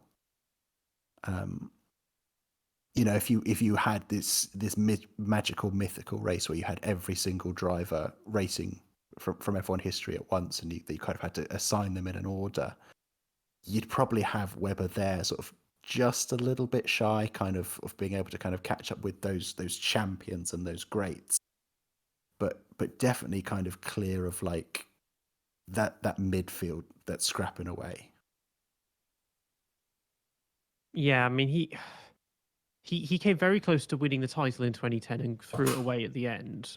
But Yeah. like, he's not someone I can really picture as a champion. Is one of the most implausible drivers to do it. Like, because his account 2010, there's that he talks about how the team were apparently tuning his engine down when like Vettel was behind him or not allowing him to fight him or whatever. But he got a handful of wins, but he just wasn't consistently there. Like, it just got as it went on, his time as Vettel's teammate, the gap between them just got wider and wider. And his career in general in F1, it started good and just very, very gradually went downhill, I feel, as well. So it's true his career went downhill, and I think a part of that was the Pirelli tires. He adapted the worst of any of the drivers to that tire. He couldn't drive on it. I mean, the drop off from 2010 onwards was just colossal. And there was a very real reason for that. And he hated those tires, and he said it every weekend that he didn't find these tires to be acceptable. But adaptation is a part of F1, so that falls on his shoulders. Mark Webber, in my opinion, is monstrously quick in qualifying, and he was one of the most intense drivers ever. I remember reading an article on him where people in the paddock actually thought he was the driver most like Michael Schumacher, in that he was so intense at a race weekend, didn't really want to do anything else other than focus on the weekend. Except this article that was written in F1 Racing would note that it was almost it was almost destructive how intense he was and how much pressure he put on himself. And I think that's where the bad race starts came from. It came from this tremendous performance anxiety, which stemmed from the pressure he put himself under. This was a very serious driver. And this was someone who genuinely believed he was probably a world champion one day and wanted to be world champion. Mark had a lot of self-confidence. He had a lot of speed. His qualifying ability in the mid-2000s was just spectacular. And I think that the Vettel-Weber duel would have gone much better for Mark had it happened just 5 years earlier, 4 years earlier. I really think Mark was almost close to the end of his career by the time they were really dueling for a title. And then the Pirelli tires put an end to that. His weakness was that he, as you guys alluded to, he didn't string it together in the races. I think it's important to remember. I placed him He as, had to, yeah, I think I do seem to remember sort of like that early part of his career was just kind of tinted with so much bad luck. It was kind of seen as like this is a guy who could do something really good, but he just wasn't getting the breaks at all. I mean, like I think you said as well, he sort of in terms of across one lap, he's certainly early on was one of the fastest in the field. Some of the things he did within the Jaguar outfit were really quite impressive. There's a great, and it's sort of the gamesmanship as well. There's a great story from when he first joined Jaguar in 2003, where he teamed alongside Antonio Pizzonia, who was kind of seen as a real prodigious talent at the time and someone who would do really good things. And across pre-season, Pizzonia was just slightly quicker than Mark. And then they arrived at kind of that first qualifying for Australia, and it turned out Mark had just been sandbagging all of practice, just to kind of give Pizzonia what he thought was a psychological edge. And then obviously they went and just destroyed him across one lap, and it totally, wrecked Pizzonia. And kind of really kind of established himself there from day one. yeah. I mean, he was that kind of driver. He was super competitive. I don't think people understand. This was not someone who ever wanted to be number two. And even though he did have brilliant days and he was unlucky, I actually do think he could have done a better job of just stringing it all together. I mean, I can remember 4 or 5 instances where he put it on the front row or outperformed his car in qualifying, and then he would just have the worst start you would possibly imagine. And it wasn't because of electronics or some mechanical issue. It was because of him. And that's part of racing. Like, you can't just have all the speed in the world and not make that count and not have that translate into results on Sunday. And because of that, I put him as a low A driver for me. He is an A driver. He has such talent, but he didn't string it together. And some people may even put him below A. But for me, I read about him in sports cars. I never watched him in sports cars, but I read about him as a kid in sports cars. I saw him in Formula One. He was super talented. And on his day, one of the best drivers on the grid. So for me, he's a low A driver. Yeah, Yeah. I think I'd say an A, almost a B, but he has enough of his Nürburgring 2009s or Monaco 2010s or whatever to put him into A. I was going to say exactly the same thing as you, Peter. I'm fluctuating in my mind between A and B, but I think part of what goes into sort of recounting and rating people historically is just some of those memorable moments. And like you say, the panel, he had the drive-through, but still went through to win his first race in 2009. There was that win at Monaco, or the not bad for a number 2 driver quip. Stuff like that really sticks in your mind. I think having that just kind of nudges him up into that A tier for me as well. There's one thing about Mark also that he needs to get credit for, and that was his car setup ability. This was a driver that Vettel leaned on heavily for car setup. Mark was kind of the guy Adrian was, very close with in terms of, car development and car feedback. He was really the voice of the team when they were teammates when it came to that. Vettel was not the better driver when it came to giving feedback on the car. So, the fact that Mark can do that very well is also another reason he should probably be in the A tier, because he can add value on and off the track. So I think he's an A driver for sure. But there are better A drivers than him, and he's certainly not an S tier driver. So yeah. Yeah. Just as a side, I mean, I know we've covered a lot of what ifs and what could have beens. Obviously, there's one kind of gateway in Webber's career where he went to Williams for 2005, but his manager Briatore wanted him to go to Renault. Obviously, Renault then kind of at their very peak, Alonso would win those kind of next two titles. Do you think anything changes that much if he's there instead of someone like Fisichella? He'd have been a little bit better than Fisichella, but he wouldn't have won the title, not against Alonso. Yeah. Also, Fernando had been driving that car since 2003, and by that car I meant that handling characteristic, which was very odd. The massive understeer that Renault had. Any driver would have been very uncomfortable, I think, in that car in their first year. So I think Mark would have probably gone through an adjustment process while Alonso would have been already integrated into the team. And frankly speaking, Alonso's a more complete driver than Mark. So I don't see Mark being able to beat him over a season in any case. So better than Fisichella, yes. Better than Montoya, maybe that season. Maybe Mark would have finished third, but I doubt Mark would have beaten Kimi or Fernando in the championship standings.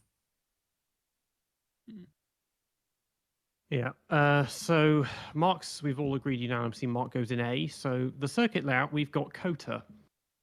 Very aptly. So this is kind of going back to the very beginning of the podcast when we were discussing the circuit itself and what it has to offer. I like the circuit, and I think we touched on the beginning. It's just one that was purpose built for F1 to come to, and there was a sense that this was one where F1 wanted to kind of make its home. This was where it would kind of be welcome to. And I think it has become quite a staple of the calendar. I think if you didn't have it, it's not as big a golf as if you got rid of a Monza or a Spa or something like that. But I think you'd notice its difference. If we just had to have Miami or Vegas, I think the calendar would be poorer for that, for not having for COTA on it.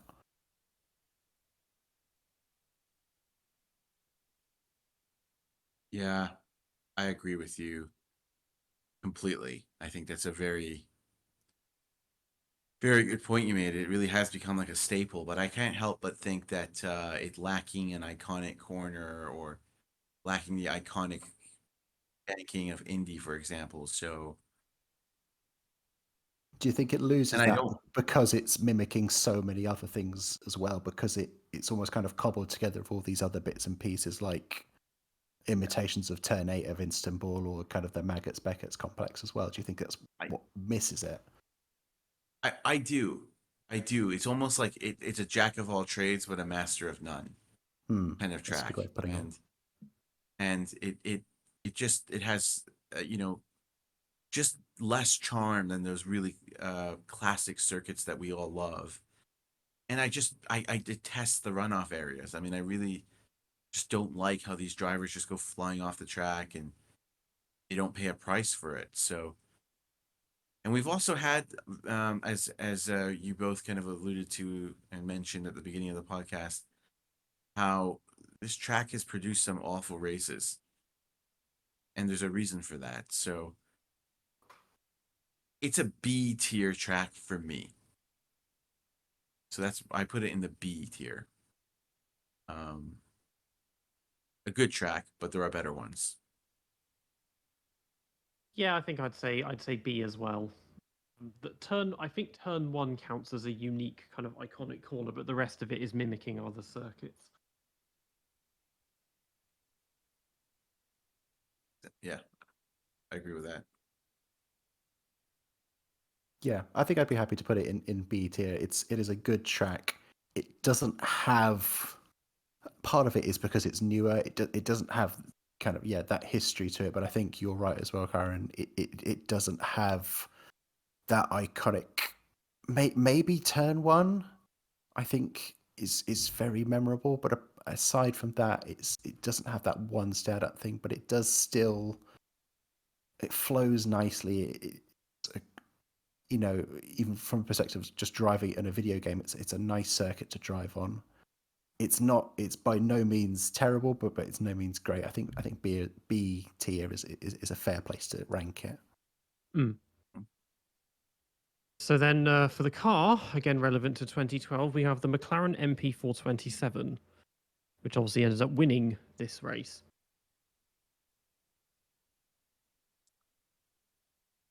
I think this car was joint quickest over a course of a season with Red Bull.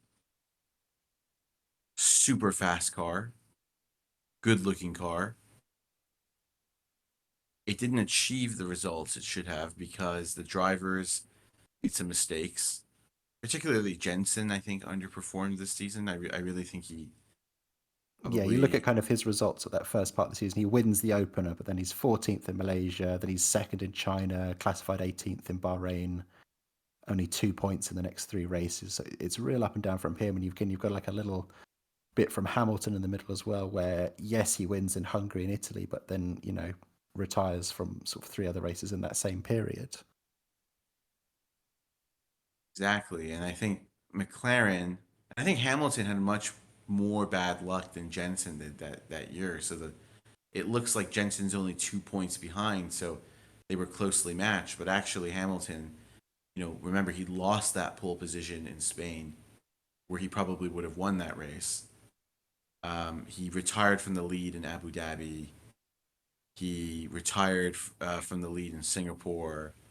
He was taken out by Maldonado, although Hamilton was probably a little bit aggressive there too. So in Valencia. So there's a good 50 to 70, 50 to 65 points that Hamilton should have had over Jensen easily. So he had six non-finishes that year.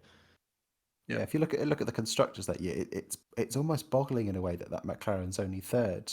Especially when you consider that Ferrari ahead of them, but you had Massa, who was not doing well at all for kind of that first half of the season, and that yet Ferrari are kind of still able to kind of slip it in front of them. It's a disappointing kind of outcome for McLaren, really. No, I think that car is a contender for one of the best cars to never win a title. It was that quick. It really was. It was a super quick car. I wouldn't say it was the absolute quickest to never win a title. I think there are quicker cars than that in the past, but I'm just trying to make the point that this was a car, in my opinion, that in terms of just pure outright speed was, to me, joint quickest over the season with Red Bull. And Austin was a perfect demonstration of that. There was nothing between the cars. It just came down to one driver being a little bit better on the day. Yeah. So they have to be really disappointed with that. Yeah. Yeah. I don't know what past me was thinking 11 years ago, but I feel like deep down I must have kind of rooted for, or maybe hoped that this was going to be the car that took Hamilton to kind of what was already kind of then a sort of an overdue second title.